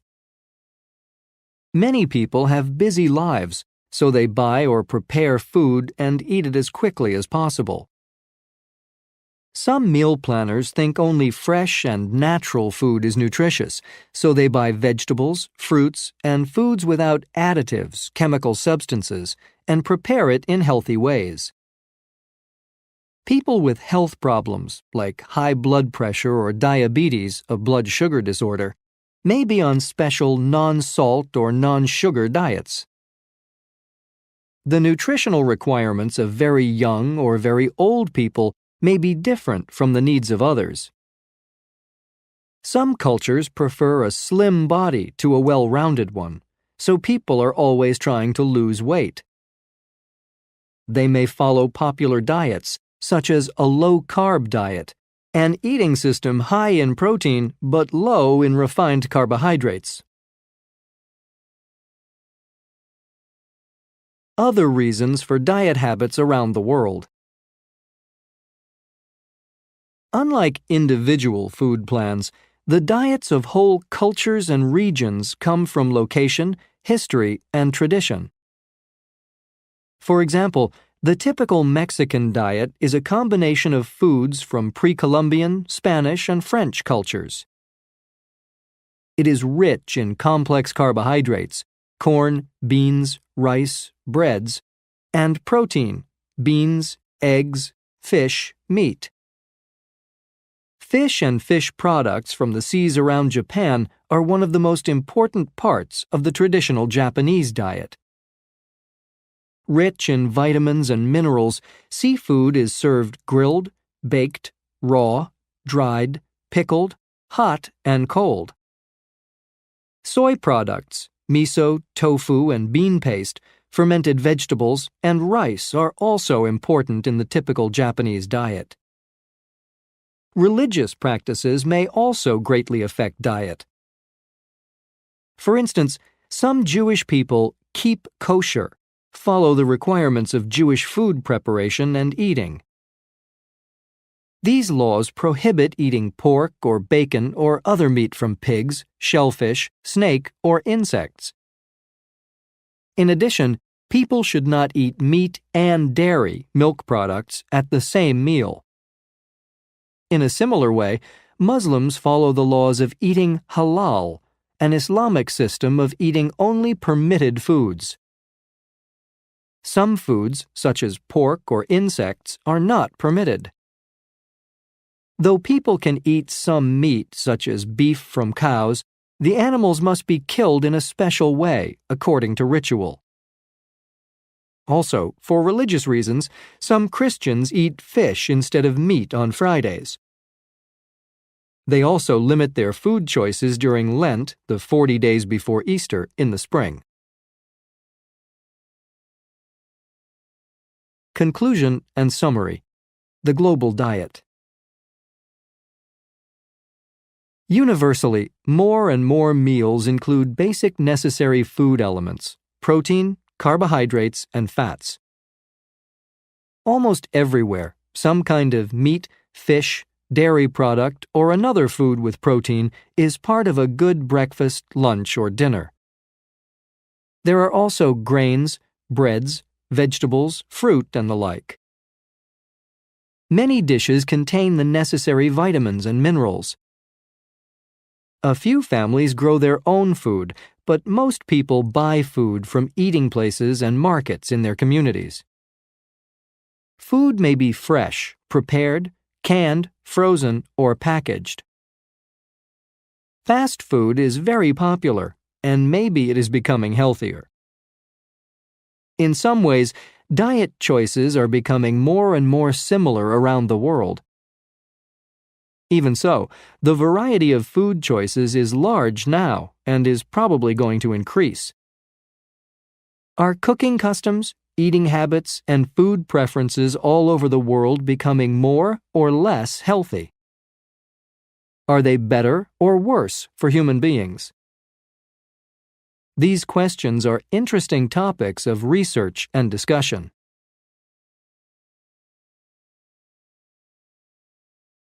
Part 2. Facts about food. Food fights. Everywhere on Earth there are food specialists with opposite or different opinions on the best kinds of nutrition for various purposes. A lot of people believe that the healthiest diets are high in fiber, vitamins, and minerals, but low in fat, cholesterol, sugar, and salt. Some nutritionists say the perfect eating plan contains mostly carbohydrates without much protein. In contrast, other scientists say people need high-protein meals with meat, chicken, fish, or milk products, and only small amounts of grains, potatoes, breads, rice, and noodles. One famous diet plan allows only certain foods at certain times: protein with protein, carbohydrates with carbohydrates, fruits alone, and so on. Some eaters stay away from all meat and maybe even fish and milk products. They get their protein from plants, mostly beans. Others want only high-fiber food. These people may not eat white bread or white rice or even cooked vegetables. So, what is the best way to eat and be healthy? The discussion of food facts will go on far into the future. The necessary substances and elements for human life and health are water, protein, carbohydrates, fats, vitamins, and minerals. Most kinds of food contain some or all of the required nutrients, but these substances have different effects on people. Various ingredients and dishes affect the mind in different ways, and some kinds of nourishment have better effects on the brain than others. For instance, can broccoli increase brain power? Maybe so. Low levels of some of the B vitamins can cause a decrease in memory and thinking ability, nutritionists say. But dark green vegetables like broccoli contain a lot of these nutrients. Another example of a memory helper is lecithin, a substance from soybeans also found in high-fiber foods like nuts and whole grains. High-protein foods influence the mind in more helpful ways than dishes high in sugar and carbohydrates. And the caffeine in coffee or tea may help thinking. Of course, its effects don't last long. In many places outside big cities, food with more than 4 legs is part of good, healthy home cooking. Fried or grilled ants are a tasty but expensive snack in Colombia, South America. In various parts of Mexico, over 300 types of insects serve as food. In southern Africa, many people like to eat at least one kind of caterpillar or worm. They enjoy it fried, dried, or cooked in tomato sauce. In Thailand, cooks create a spicy hot pepper sauce with water bugs. In Vietnam, grasshoppers filled with peanuts are a special dish. And in some regions of China, bugs are not only a part of meals, but an important ingredient in medicine too. Most kinds of insects have high nutritional value. They contain a lot of protein, vitamins, and minerals. Many people like their taste. They are everywhere on the planet. They add to the variety of people's diets. For several reasons, insects are an important kind of food in the global diet, and they may become a more common ingredient in the future. The growing similarities in diet and eating habits around the world are influencing people of various cultures in different ways. For example, Western foods are damaging health in the industrialized island country of Japan. Instead of small meals of seafood, rice, and vegetables, the typical Japanese diet now includes large amounts of meat, dairy products, like whole milk ice cream, and desserts like tiramisu, a rich Italian dish full of chocolate, cheese, and sugar. According to Japanese health researchers, such changes in eating habits are related to a great increase in health problems such as heart disease, strokes, cancer, and diabetes. On the other hand, the changing global diet is having the opposite effect on the people in the Czech Republic. The government of this European nation no longer supports meat and dairy products financially, so the cost of these foods is going up. In contrast, fresh fruits and vegetables are becoming more widely available from private markets and stands. Cooks are even serving salads to school children, and families are eating healthier home-cooked meals. For these reasons, fewer Czech men are having heart attacks, the women are losing a lot of weight, and most people are living healthier lives.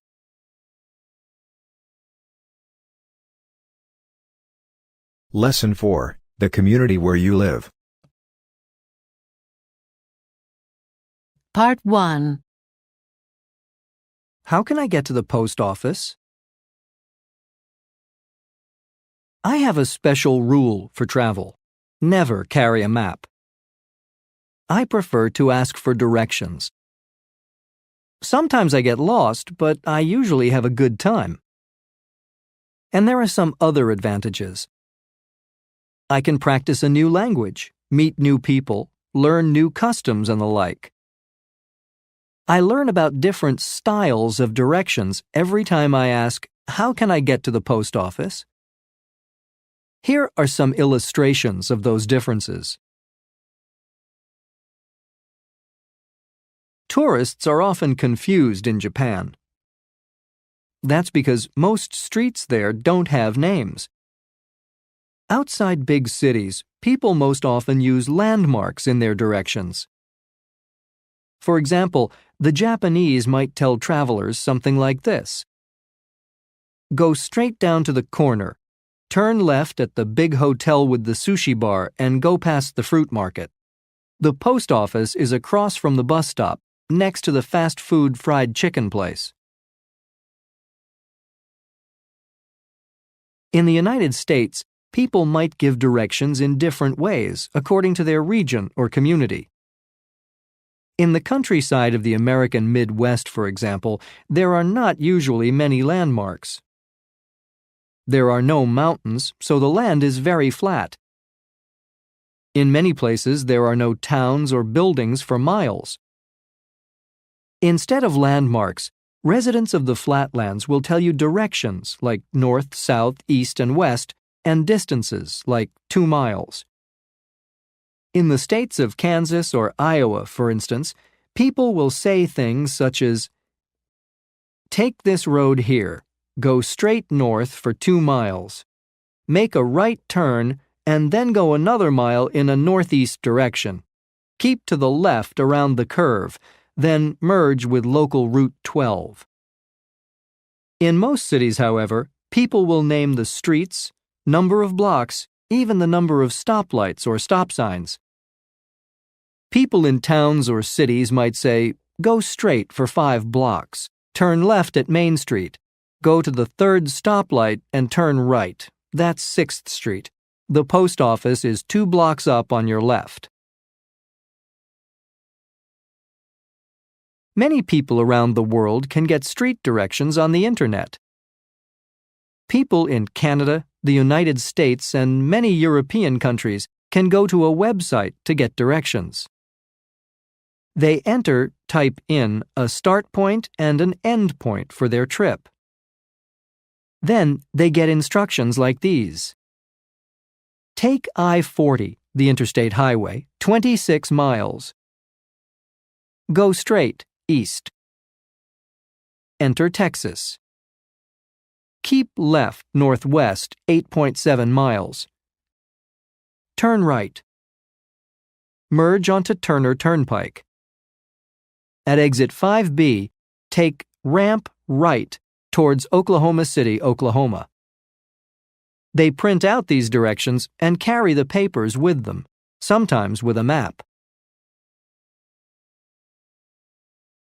Without a computer printout, on the other hand, some people in Los Angeles, California may have no idea of distance on the map. Residents of this Pacific Coast area are almost always in their cars, so they measure distance in time. How far away is the post office, you ask? Oh, they might answer, I guess it's about 5 minutes from here. You say, yes, but how many miles away is it, or how many kilometers or blocks? They rarely know, or they can seldom say. Sometimes people in Greece do not even try to give directions. That's because tourists seldom understand the Greek language. Instead, a Greek person may motion or gesture or say, "Follow me." Then that person will lead you through the streets of a city to the post office. What if a person doesn't know the answer to your question about the location of a place? A New Yorker might say, "Sorry, I have no idea," and walk away quickly. But in Yucatan, Mexico, not many residents answer, "I don't know." People in Yucatan may believe that a quick "I don't know" is impolite. They might stay and talk to you. And usually they'll try to give an answer, sometimes a wrong one. A tourist without a good sense of direction can get very, very lost in this southern region. One thing will help you everywhere, in Japan, the United States, Greece, Mexico, or any other place.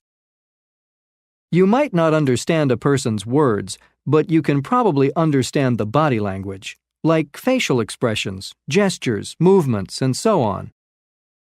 He or she will usually turn and then point his or her finger in a particular direction. Go in that direction and you'll find the post office. Maybe.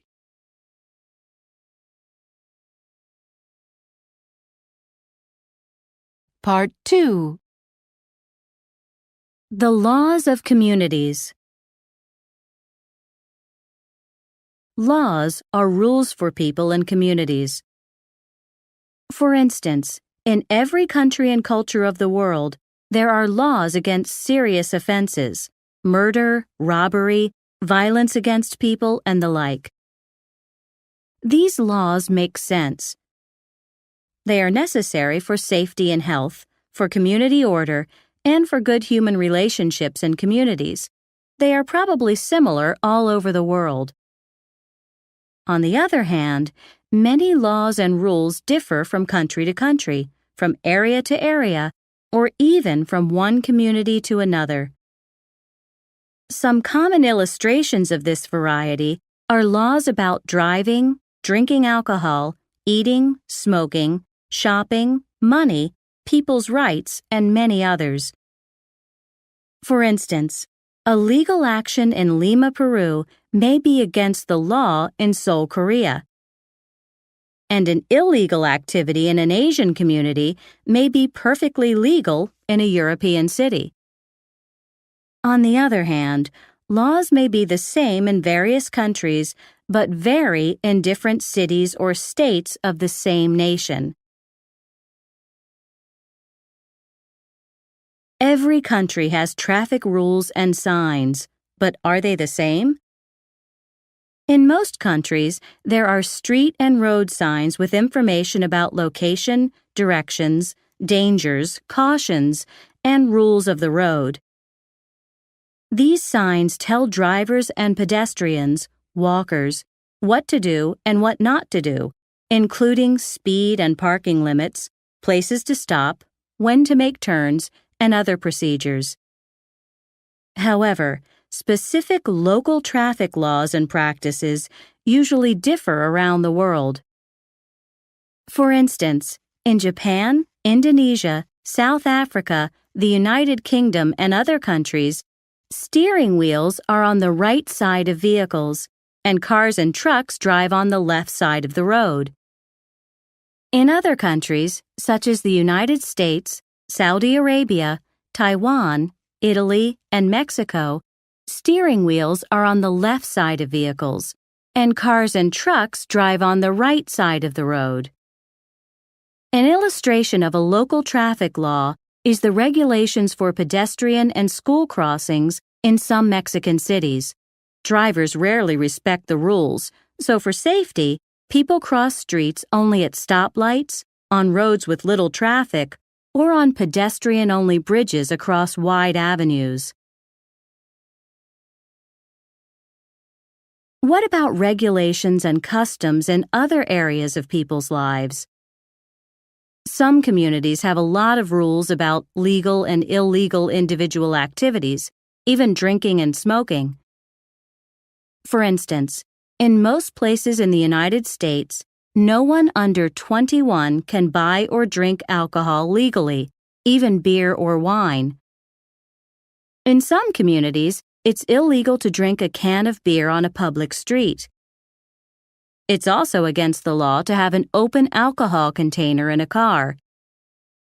Similarly, smoking is no longer legal in public places, such as workplaces, restaurants, airports, and on airline flights within the United States.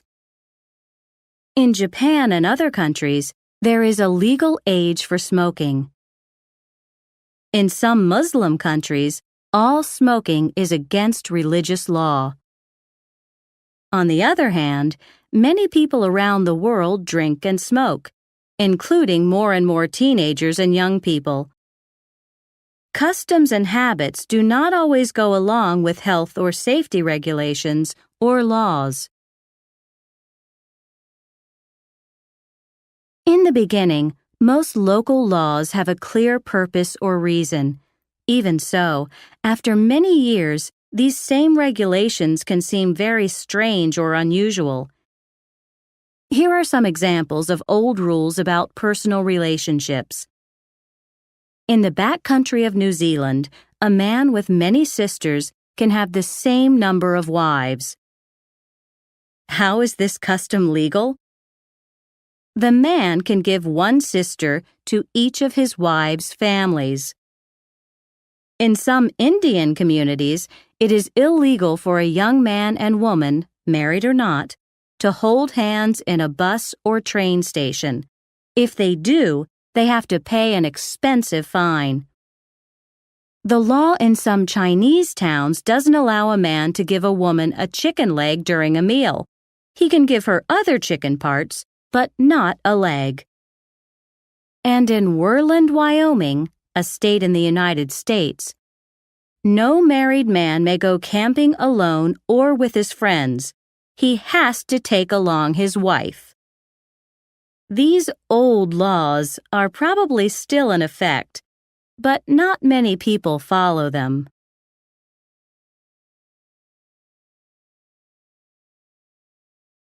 Lesson 5, Home and Family. Part 1. A short history of the changing family. Past definitions of family. Like the community, the family is a social institution. Long ago, human beings lived in loosely related groups. Each group had a common ancestor, a family member from the distant past. But for over a millennium, 1,000 years, there have been two main types of families in the world: the extended form and the nuclear form. The extended family may include grandparents, parents, and children, and sometimes aunts, uncles, and cousins. In other words, relatives living in the same house or close together on the same street or in the same area. In contrast, the nuclear family consists of only parents and their biological, related by blood, or adopted children. Because of the industrialization in the 19th century, the nuclear family became the most common family structure. Kinds of families today. Today, there are many different kinds of families around the globe. Some people live in traditional families, that is to say, a stay-at-home mother, a working father, and their own biological children. Others live in two-paycheck families, that is, both parents work outside the home. There are many single-parent families. In other words, only a mother or a father lives with the children. Still others have adoptive or foster families. That is, adults take care of children not biologically theirs, or blended families. In other words, divorced or widowed men and women marry again and live with the children from their previous or earlier marriages. Some kids have step-parents, that is, mothers or fathers related to them by marriage instead of biology. In other families, some youngsters under the age of 18 have to take care of kids, either their own or their younger siblings, brothers and sisters. In different countries around the world, there are also same-sex partnerships, with or without children, childless marriages, unmarried live-in relationships, communal living groups, and so on. The early 20th century. What caused the structure of the family to change? Here is an example from the Western world. In the early 1900s in the United States, the divorce rate, that is, the percent of legal endings compared to the number of marriages, began to rise, and the birth rate, that is, the number of births per 100 or 1,000 people, began to decline. In other words, couples stayed married for fewer years, and they had fewer children. women often chose to get an education and take jobs outside the home. Decades, 10-year periods, later, the same things began to occur in other industrialized countries, and then developing countries of the world as well. The 1930s and 1940s. The decades of the 1930s and 1940s were difficult years in both industrialized and developing countries. Many families faced serious financial problems because the heads of households lost their jobs. During World War II, 1939 to 1945, millions of women had to take care of their homes and their children alone. Because so many men were at war, thousands of these war widows, that is to say, women whose husbands were away at war, had to go to work outside the home. Most women worked long hours at hard jobs. There weren't many perfect families. They had problems.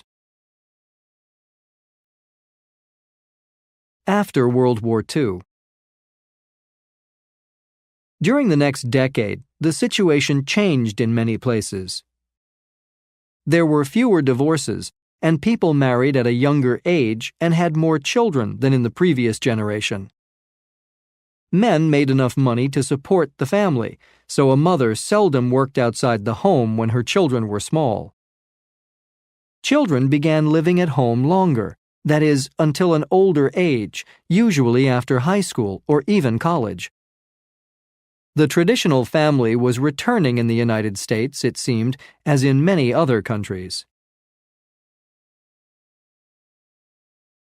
The end of the 20th century. In the years between 1960 or so and the end of the 20th century, however, there were many new changes in the structure of the family around the globe. From the 1960s to the 1990s, the divorce rate in the Western world greatly increased, and the birth rate fell by half. The number of single-parent families rose, and the number of couples living together without marriage went up even more. At the end of the 20th and beginning of the 21st centuries, young adults of some economic classes started staying with their parents longer, marrying later, and having kids at an older age, if at all. The family of the future. Many people today would like the traditional two-parent family back. That is to say, they want a man and a woman to marry for life. They also think the man should support the family and the woman should stay home with the children. However, few families now fall into this category. In fact, if more women decide to have children on their own, the single-parent household may become more typical than the traditional family in many countries. Also, unmarried couples may decide to have more children, or they might take in foster children or adopt. And because people are staying single and living longer, often as widows, there may be more one-person households in the future. On the other hand, some people believe similar events happen again and again in history. If this is true, people may go back to the traditional extended or nuclear family of the past. Others think the only certainty in history is change. In other words, the structure of the future family could begin to change faster and faster and in more and more ways.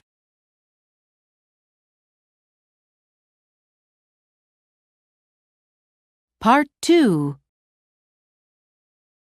Time with the family, past and present. The sun was rising. A woman got up from a straw mat on the floor of her simple two-room family cottage.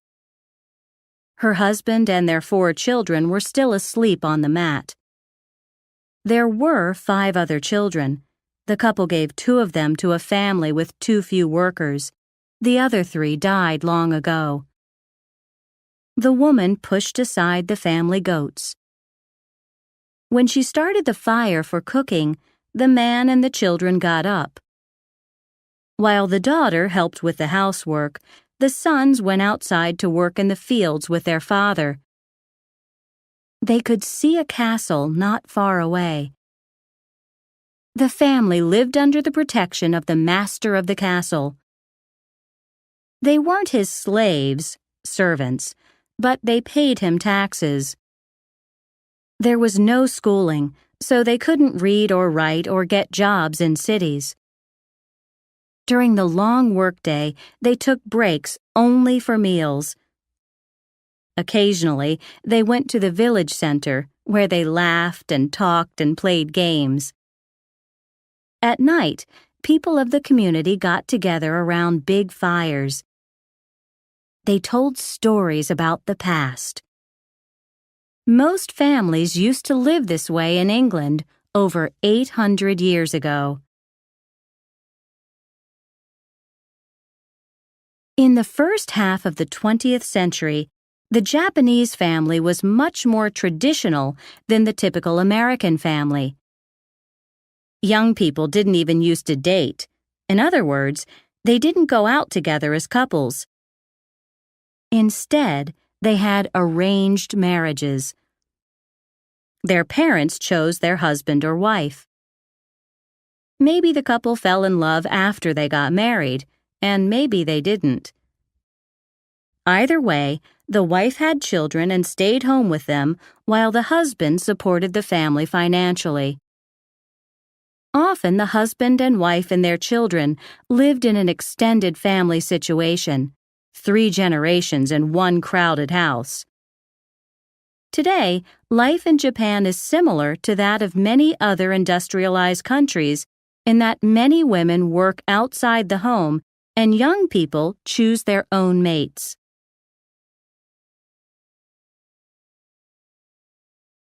In the past, and in part today, much of Saudi culture has been different from Western culture. Under Islam, women should behave modestly in public, where they are often separated from men. Women play an important role in the home and are generally expected to focus on the family. In the 1960s, the government began a national education program for girls, and soon after that, education was available to all females. Today, there are many more interesting job opportunities for women. A few years ago, a sad thing happened. A young American woman left her family for career reasons.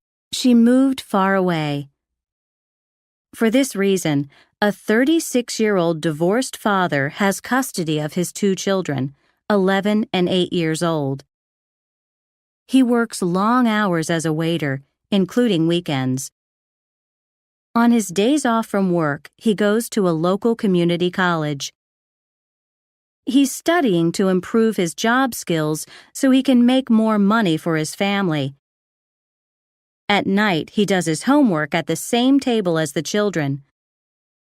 But who takes care of the kids in the evenings when their father is working or going to school? His extended family. His mother, other relatives, and his new girlfriend help out as much as they can. He thinks his girlfriend, who is from Mexico, his home country, is good for his family. He doesn't want to date Anglos or anglicized women because he thinks they value their independence over motherhood. He wants a wife with traditional religious values like his mother.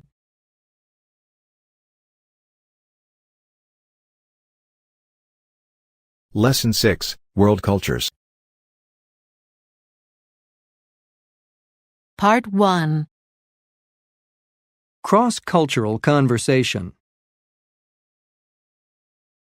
You want to talk about culture? Alan began the conversation in a proud voice. The United States is only a few hundred years old. Americans don't really have any culture. I mean, Americans are interesting, but they have zero culture.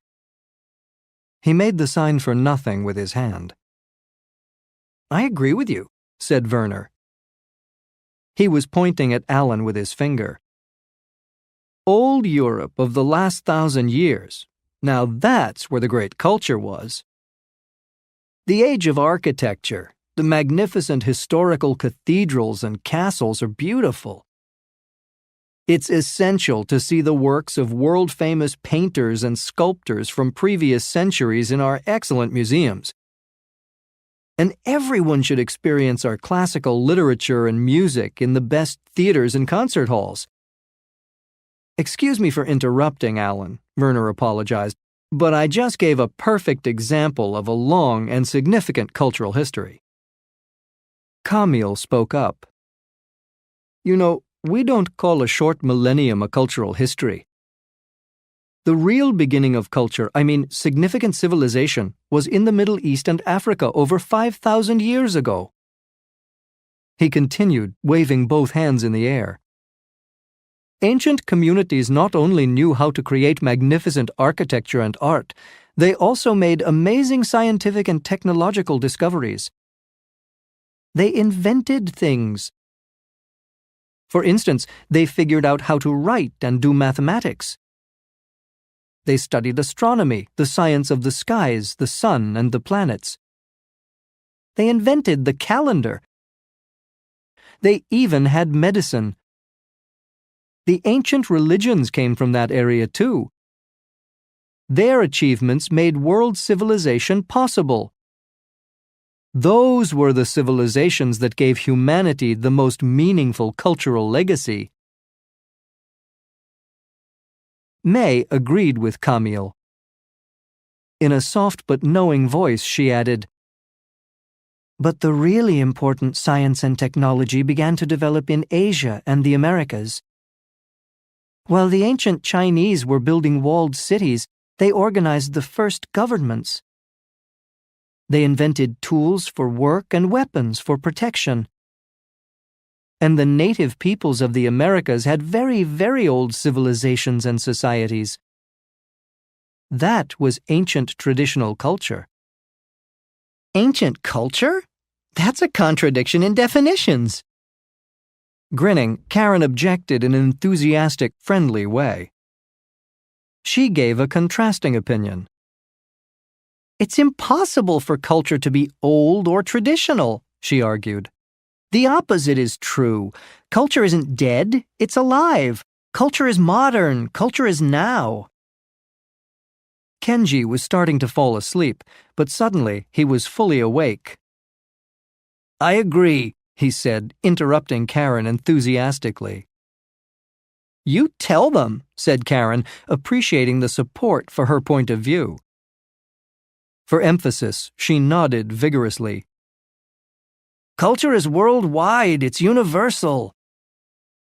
Kenji went on in his clear speaking style. He had a wide smile on his face. Take today's food culture. With our global fast food, I have to say, everyone eats the same. And because of the worldwide media, movies, TV, CDs, compact discs, the internet, everybody knows the same information, plays the same music, enjoys the same stories, even the jokes. And it's like people everywhere want to buy the same clothes, all because of advertising. A beautiful young couple in jeans and bright Hawaiian shirts anywhere in the world, eating hamburgers and French fries with their friends from many countries. Finally, we have a global culture, and tradition has nothing to do with it. Nadia, however, was of another opinion. You want to call modern movies, music, food, and clothes culture? She said sweetly but convincingly. Those things don't describe culture. Culture isn't about the sameness of people in communities around the world. It's about their differences. It's important for people to greet one another in various ways, and they need to use different titles and follow a variety of social rules in their relationships. Some societies are formal while others are informal or casual. Some groups are friendly and others aren't. And another example is the diverse use of language. Is it direct or indirect? How do communication styles include motions, gestures, facial expressions, and other body language? And customs are so interesting. They're what people of different national groups do in their everyday lives and on special occasions like holidays or celebrations. Culture means cultural diversity. What makes life amusing? It's the variety of cultures around the world, its contradictions and opposites. Yeah, maybe so, contributed Alan as politely as possible. On the other hand, he started to say. That does make some sense, interrupted Werner, beginning to smile, as long as you don't forget the arts, architecture, painting, literature, music. And if you also include ancient civilizations and traditions, added Camille with a pleasant expression on his face. He didn't like to contradict Nadia or any of his female friends. Well, we can certainly have opposing viewpoints, concluded Karen, and yet we still enjoy exchanging ideas. Everyone was smiling, and they wanted to talk a lot more.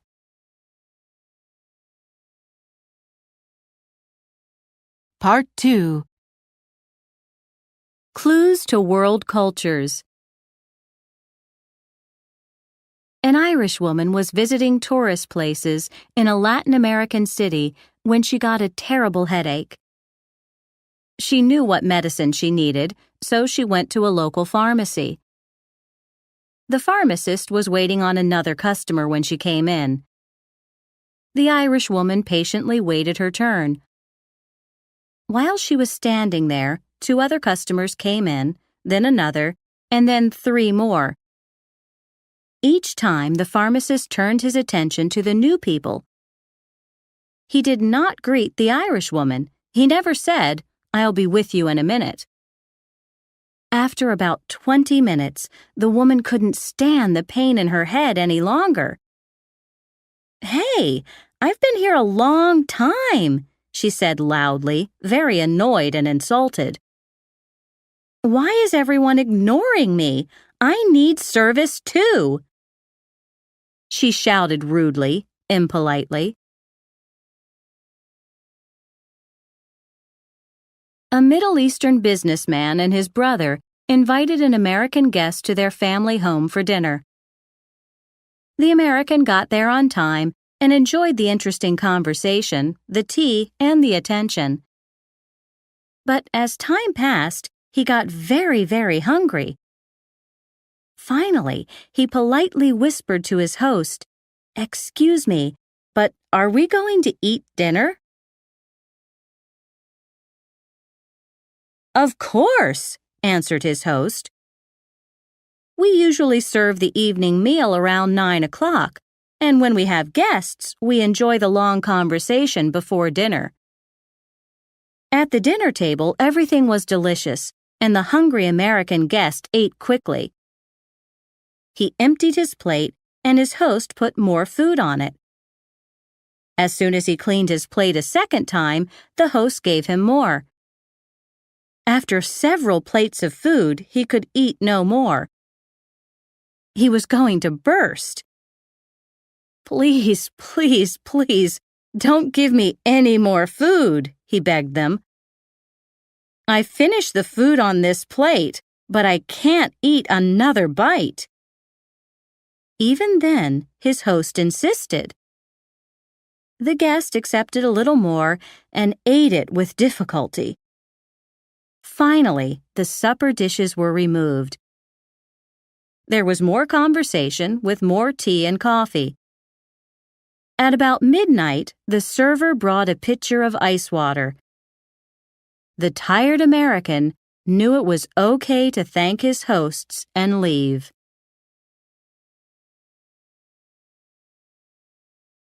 A group of international students were attending college in Europe.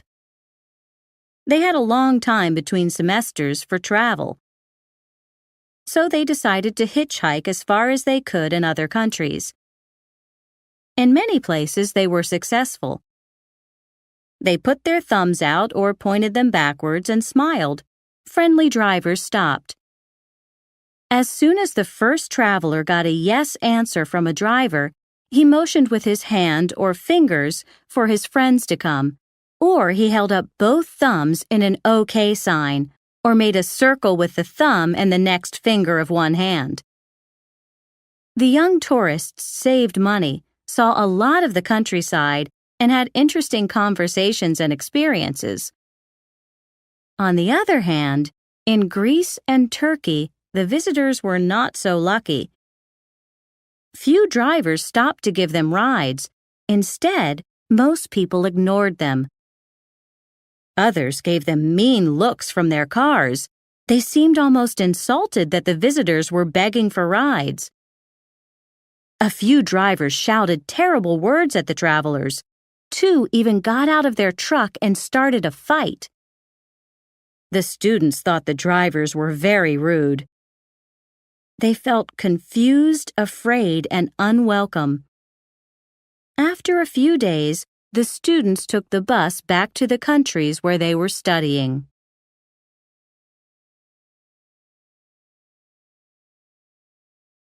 Lesson 7, Live a Long Life. Part 1.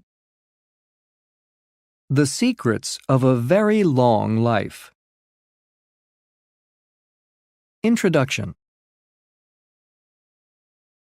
There are several places in the world that are famous for people who live a very long time.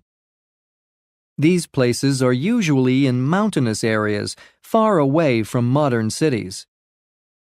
Even so, doctors, scientists, and public health experts often travel to these regions to solve the mystery of a long, healthy life. In this way, the experts hope to bring to the modern world the secrets of longevity. Hunza, in the Himalayan mountains. Hunza is at a very high altitude in the Himalayan mountains of Asia. There, many people over 100 years of age are still in good physical health. Additionally, men of 90 are new fathers, and women of 50 still have babies. What are the reasons for this good health? Scientists believe that the people of Hunza have these 3 main advantages or benefits. 1. A healthful, unpolluted environment with clean air and water. 2. A simple diet high in vitamins, fiber, and nutrition, but low in fat, cholesterol, sugar, and unnatural chemicals. And 3. Physical work and other activities, usually in the fields or with animals. The Russian Caucasians and Vilcabamba. People in the Caucasus Mountains in Russia are also famous for their longevity. Official birth records were not available, but the community says a woman called Surba lived until age 160. Similarly, a man called Shirali probably lived until 168. Moreover, his widow was 120 years old. In general, the people not only live a long time, but they also live well. In other words, they are almost never sick. Furthermore, when they die, they not only have their own teeth, but also a full head of hair and good eyesight too. Vilcabamba, Ecuador, is another area famous for the longevity of its inhabitants. This mountain region, like Hunza and the Caucasus, is also at a very high altitude, far away from cities. In Vilcabamba, too, there is very little serious disease. One reason for the good health of the people might be the clean, beautiful environment. Another advantage is the moderate climate. The temperature is about 70 degrees Fahrenheit all year long. Furthermore, the wind always comes from the same direction. In addition, the water comes from mountain streams and is high in minerals. Perhaps as a result of this valuable resource, the region is rich in flowers, fruits, vegetables, and wildlife. Differences in the diets of people with unusual longevity. In some ways, the diets of the inhabitants in the three regions are quite different. Hunzukuts eat mainly raw vegetables, fruit, especially apricots, and chapatis, a kind of pancake. They eat meat only a few times a year. In contrast, the Caucasian diet consists mainly of milk, cheese, vegetables, fruit, and meat. Also, most people there drink the local red wine daily. In Vilcabamba, people eat only a small amount of meat each week. Their diet consists mostly of grain, corn, beans, potatoes, and fruit. Even so, experts found one surprising fact in the mountains of Ecuador. Most people there, even the very old, consume a lot of coffee, drink large amounts of alcohol, and smoke 40 to 60 cigarettes daily. Similarities in diet. However, the typical diets of the three areas are similar in three general ways. 1. The fruits and vegetables are all natural, that is, they contain no preservatives or other chemicals. 2. Furthermore, the population uses traditional herbs and medicines to prevent and cure disease. 3. The inhabitants consume fewer calories than people do in other parts of the world. A typical North American eats and drinks an average of 3,300 calories every day, while a typical inhabitant of these mountainous areas takes in between 1,700 and 2,000 calories. Other possible reasons for healthy longevity. Inhabitants in the three regions have more in common than their mountain environment, their distance from modern cities, and their low-calorie natural diets. Because they live in the countryside and are mostly farmers, their lives are physically hard and extremely active. Therefore, they do not need to try to exercise. In addition, the population does not seem to have the stress of fast city work and recreation. As a result, people's lives are relatively free from worry, and therefore illness or other health problems.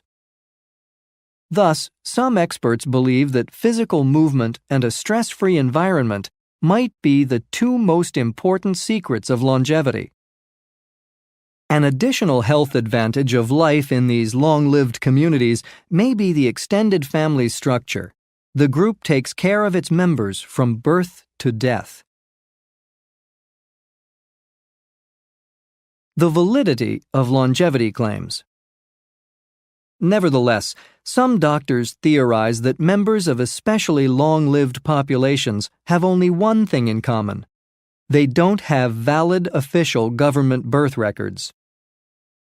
These health scientists think there is a natural limit to the length of human life. In their theories, it is impossible to reach an age of more than 110 years or so. Therefore, they say, claims of unusual longevity in certain groups are probably false.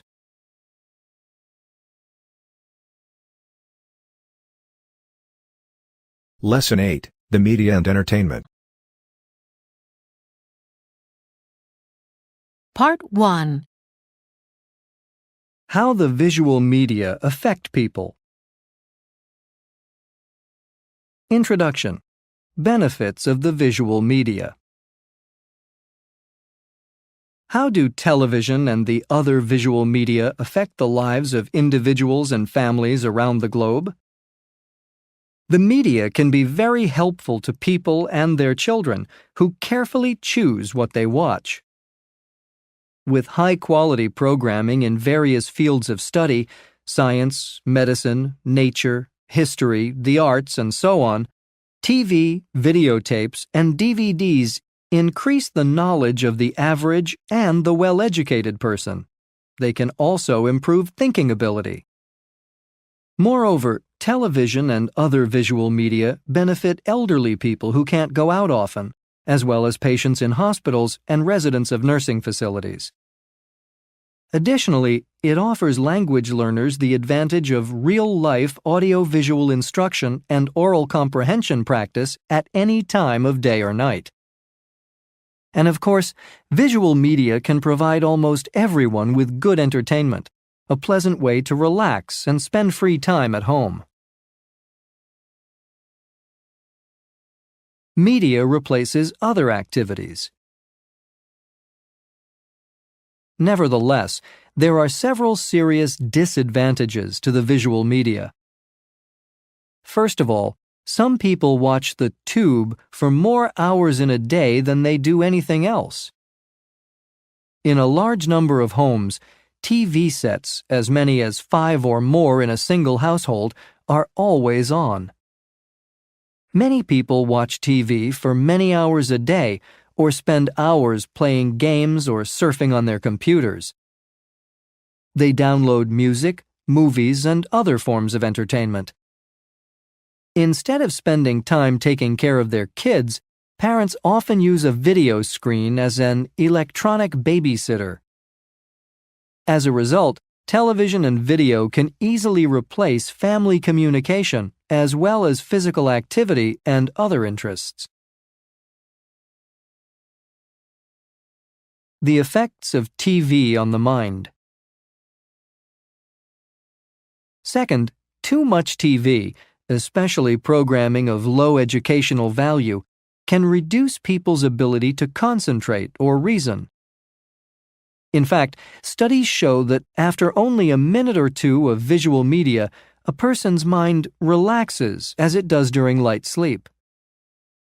Another possible effect of television and videotapes on the human brain is poor communication. Children who watch a lot of TV may lose their ability to focus on a subject or an educational activity for more than 10 to 15 minutes. Maybe it is because of the visual media that some kids, and adults too, develop attention deficit disorder, ADD, a modern condition in which people are unable to pay attention, listen well, follow instructions, or remember everyday things. The effects of violence in the media. A third negative feature of the media is the amount of violence on the screen, both in real events in the news and movies or in TV programs. It scares people and gives them terrible nightmares. The fear created by media images and language can last for a long time. On the other hand, frequent viewers of action programming get used to its messages.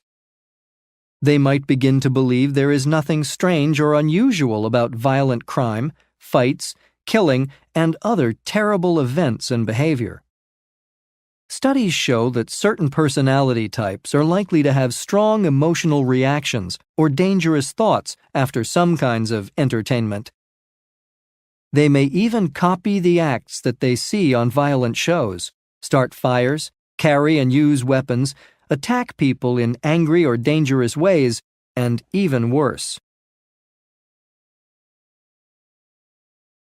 Dissatisfaction with normal living. Because of the visual media, some people may become dissatisfied with the reality of their own lives. To these viewers, everyday life does not seem as exciting as the roles actors play in movies or TV dramas. They realize they aren't having as much fun as the stars of comedy shows. Furthermore, average people with normal lives may envy famous media personalities who seem to get unlimited amounts of money and attention. Also, media watchers might get depressed when they can't take care of situations in real life as well as TV stars seem to. On the screen, they notice actors solve serious problems in hour or half-hour programs, or in 20-second commercials. Boredom with real life. Yet another negative feature of modern television is called trash TV. These daily talk shows bring real people with strange or immoral lives, personalities, or behavior to the screen. Millions of viewers, including children, watch as these instant stars tell their most personal secrets, shout out their angry feelings and opinions, and attack one another. TV watchers seem to like the emotional atmosphere and excitement of this kind of programming, as well as the tension of the real but terrible stories on TV news magazine shows. A newer version of this kind of entertainment is called reality TV. In shows like Survivor, The Amazing Race, American Idol, and The Apprentice, real people compete for attention, fame, and other rewards. What effect does frequent viewing of such programs have on people's lives?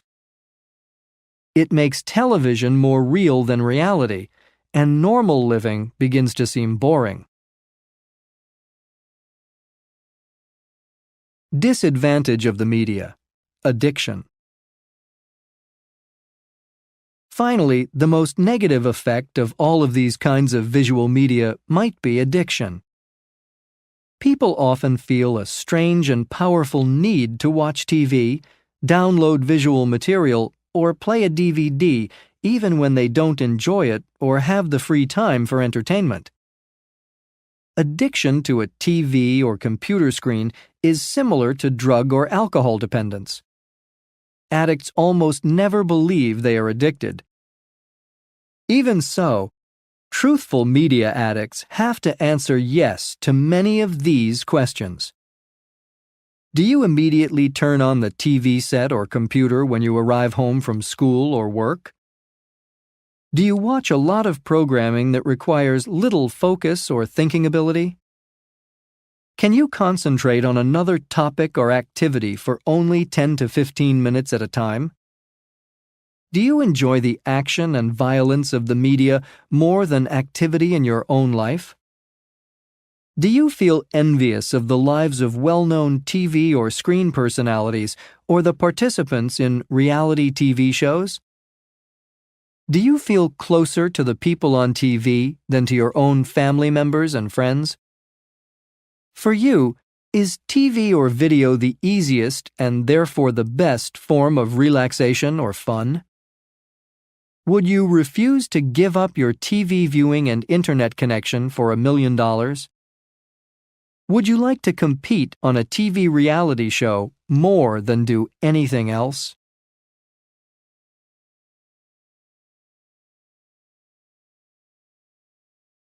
Part 2. Media stories. Story plot A. Marian, who works in a real estate office, is depressed about her life, especially her unhappy love relationship. Because she is feeling ill, her supervisor lets her leave early. He gives her $40,000 in cash from a house sale to put in the bank on her way home. However, temptation gets the best of the moody young woman. With the cash in an envelope, she packs her bags and drives out of town. On a dark, lonely road, a severe thunderstorm forces her to stop at the run-down Bates Motel. There is a scary old house high on a hill behind the motel, with the form of an old woman in a rocking chair at the window.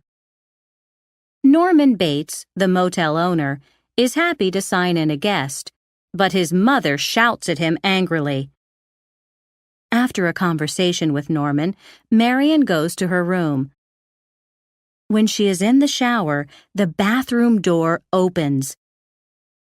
In a very famous, very bloody murder scene, the shadowy figure of an old woman pulls aside the shower curtain and stabs the motel guest to death. Horrified, Norman cleans up the room, puts Marian's body in her car, and pushes the car into the swamp. Worried about her and the stolen money, Marian's sister, lover, and boss send out an investigator, who finally arrives at the Bates Motel.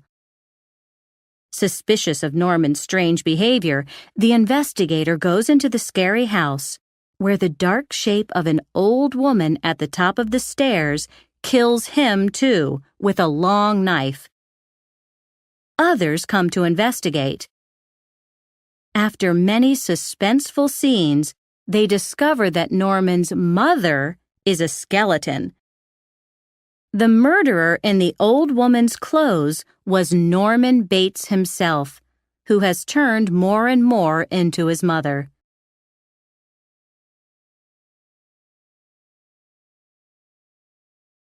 Story Plot B.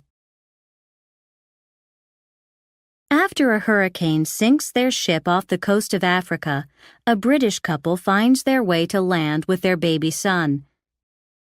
However, the parents are killed by a wild animal. A gorilla, the largest of the human-like monkeys, finds the baby, brings him home to her mate, and raises the helpless human in the jungle. As a result, he grows to adulthood in the natural ape community. Nevertheless, the young man's peaceful life in the jungle soon changes.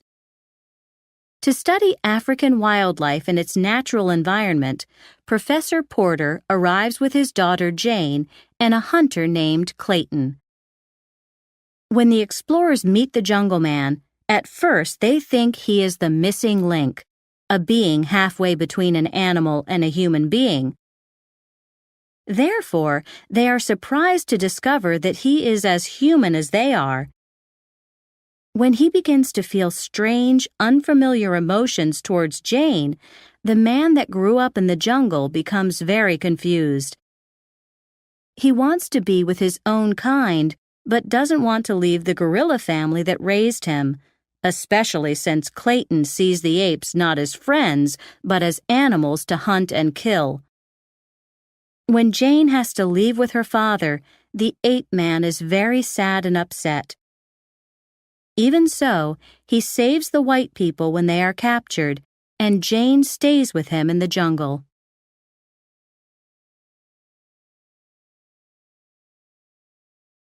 Story Plot C.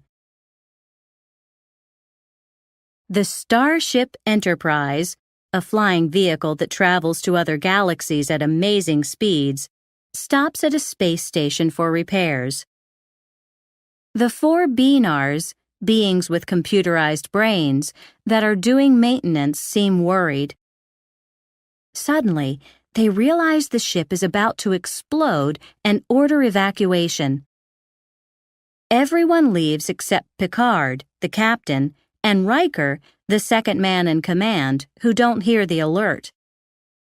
After everyone else reaches the starbase, the space station, the problem mysteriously corrects itself and the ship disappears. As the crew on the starbase try to figure out a way to recover the Enterprise, the captain and his helper discover what has happened. They instantly transport themselves to the bridge, where they find the Beanars unconscious, dying, and asking for help. The ship reaches Benares, the Beanars' planet. Because of an exploded star that destroyed the planet's center computer, Benares is dead too. The Beanars needed the Enterprise to store the data from the planet during the shutdown time. Picard and Riker manage to get into the Benares file and restart the computer. The Beanars come back to life. Undamaged, the ship returns to the starbase.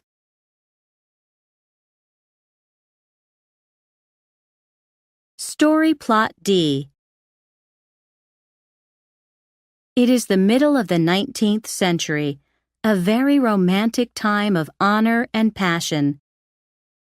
Matilda Peñalver y Beristain is an aristocrat, a member of the nobility, the most wealthy, powerful class in society. She falls in love with Adolfo Solis, an army soldier with no fortune. Matilda trusts that her fair, kind father will let her marry her true love. However, Augusta, Matilda's mother, objects. With her powerful connections, she sends Adolfo to prison. Lying, she tells her daughter that Adolfo is married with children.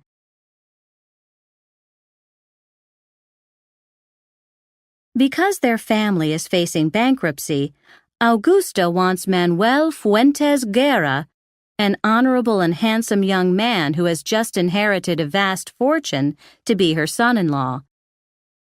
Confused and desperate, Matilda marries Manuel. Soon, Adolfo escapes from jail. After a frantic and tense search, he finds Matilda. Posing as the new ranch administrator, he recognizes her husband as an honest, fair, and decent man. At that point, Manuel and Matilda discover Augusta's deceit in their marriage. But in the meantime, Matilda's feelings for Adolfo are beginning to disappear. She is starting to fall in love with Manuel. Heartbroken, Adolfo accepts reality and leaves the ranch. Matilda announces she is pregnant. However, to be continued.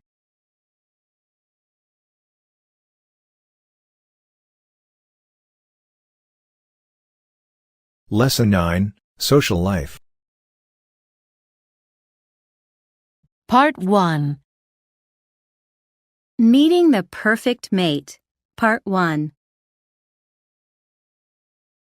For the past month, I've been taking a university graduate course called Social Structure. It's a very popular class.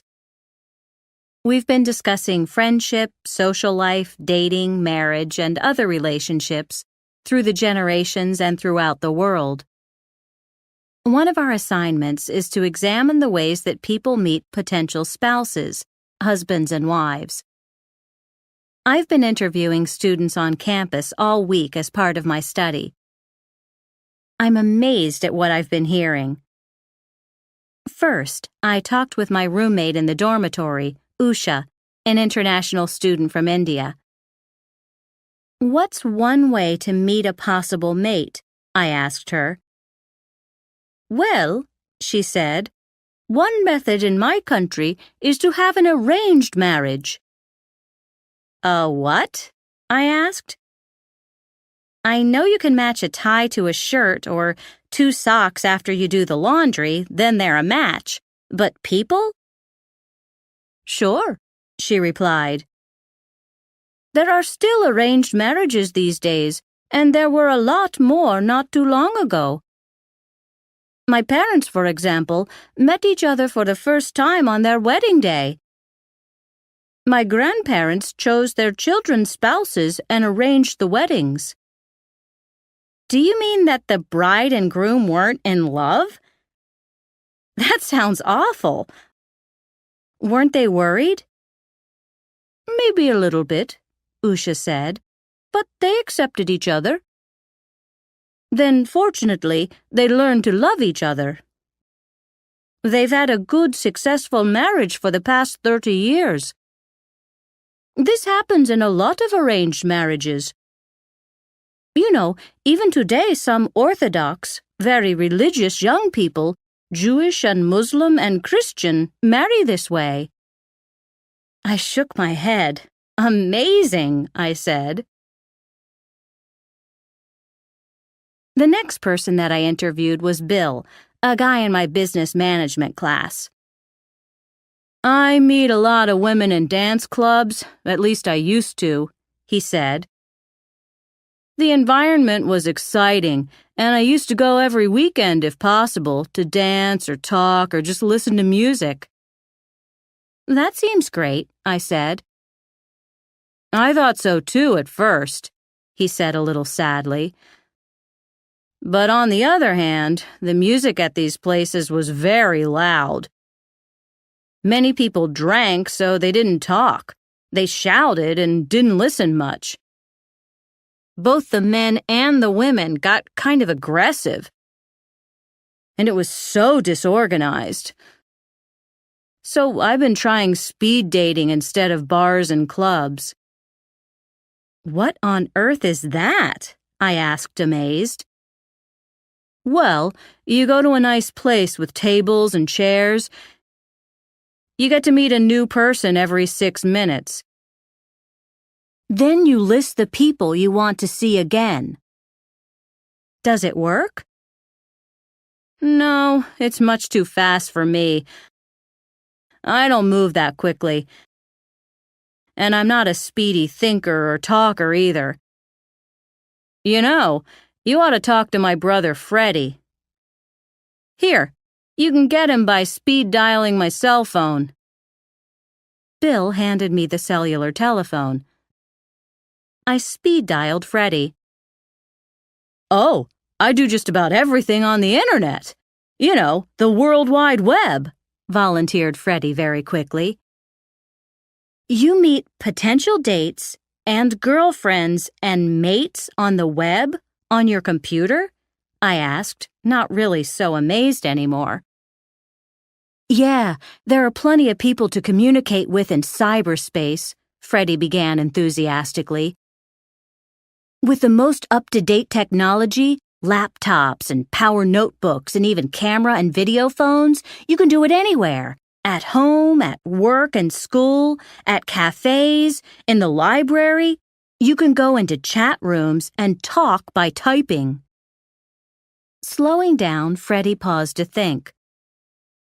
On the other hand, I'm not such a good writer. It's hard, you know, to use those little computer devices. Anyway, well, who knows what is real there and what isn't? Who knows, like, who might be dangerous? He continued, starting to sound a little discouraged. It seemed he was talking more to himself than to me. I thanked him and we said goodbye so I could continue my search for the perfect way to find the perfect mate. The internet? Never, said Julie, a student who works part-time in the campus bookstore. I prefer to make new friends at places where people have the same interests. I met my boyfriend at the health club, for example. And it seems that the healthy atmosphere of the gym is continuing into the relationship that I have with him. We work out together, hang out at the pool and hot tubs, go to the health food juice bar, and so on. There are so many active, attractive people there. Maybe you should try it. That sounds wonderful, I said. Yes, Julie said. I guess so, but to be honest, there's one problem with this arrangement. What? I asked. The truth is that I really hate to exercise, so I don't want to go to the gym anymore. What's my boyfriend going to think when he finds this out? To be continued.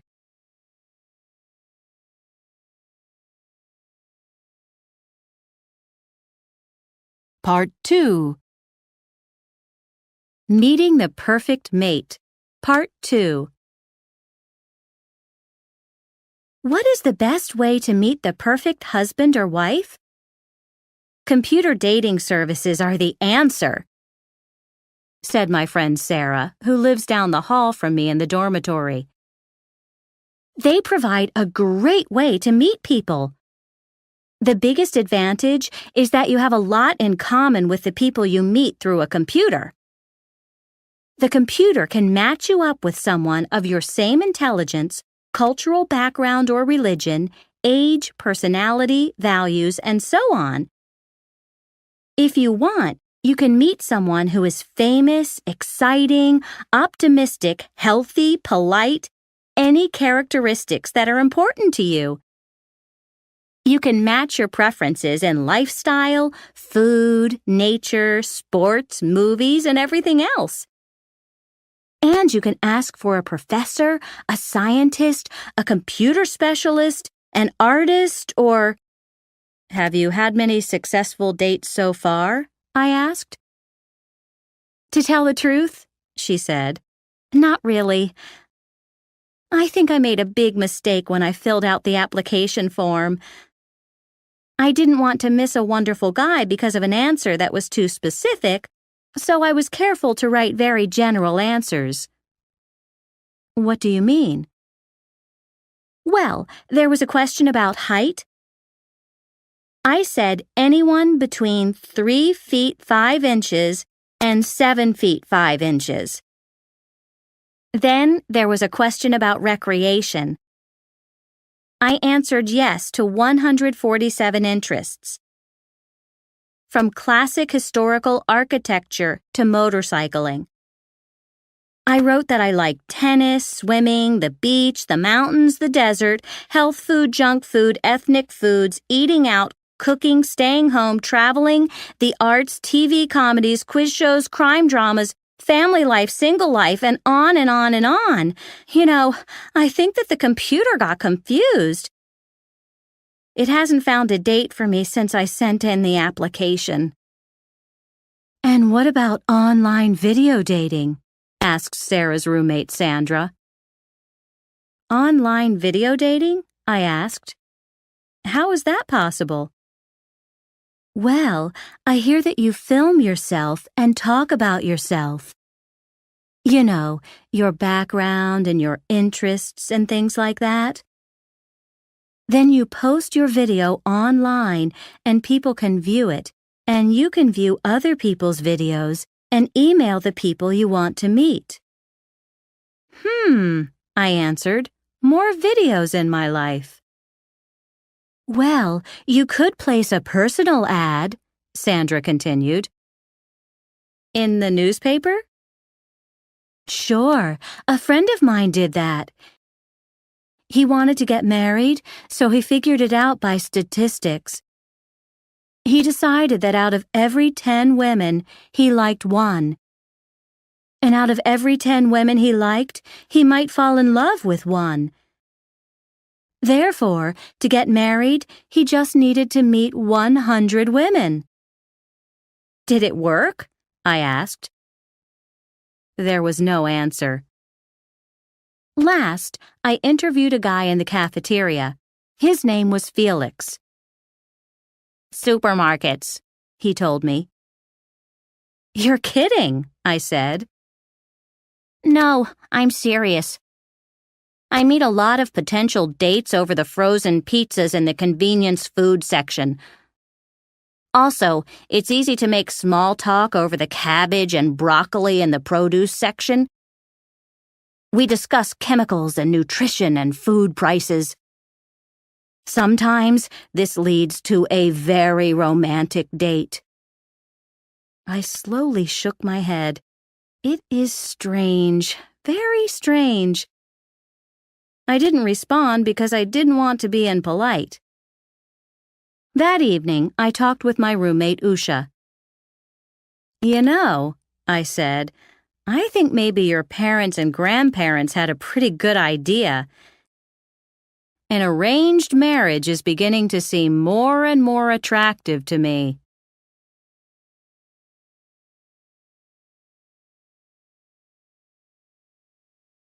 Lesson 10, Sports.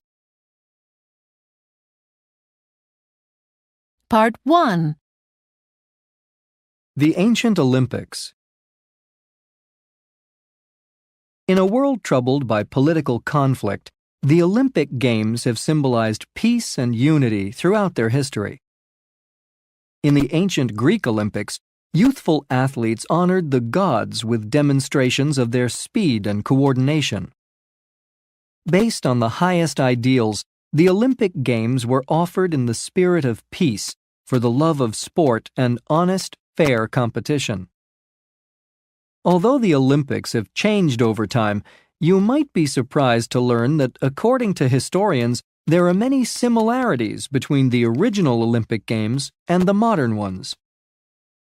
Here are two articles to compare the Olympic competitions of past millennia with the widely celebrated Olympic Games of the 21st century. The Olympic events, Athens, Greece, the 4th century AD.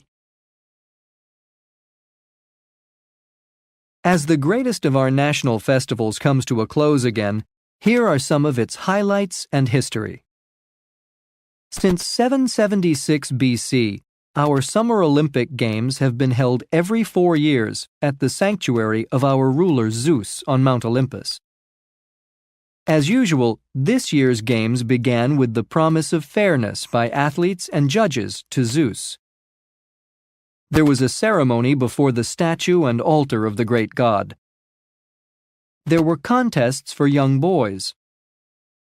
Participants and spectators met with old friends. There were speeches, poetry, tours, feasts, parades, and singing. Next came the competitive sports events, the pentathlon, 5 track and field events including the discus throw, javelin throw, the long jump, running, and wrestling, boxing, the 4-horse chariot race, horse racing, and an extreme combination of wrestling and boxing. Under a full moon, there were sacrifices to the king of the gods. On the 5th and final day, prizes were awarded, wreaths made of a special olive tree branch from the sanctuary. Some winners received prizes worth money. There were more feasts for and by the winners. Then the competitors and spectators went home, mostly on foot, through the mountains.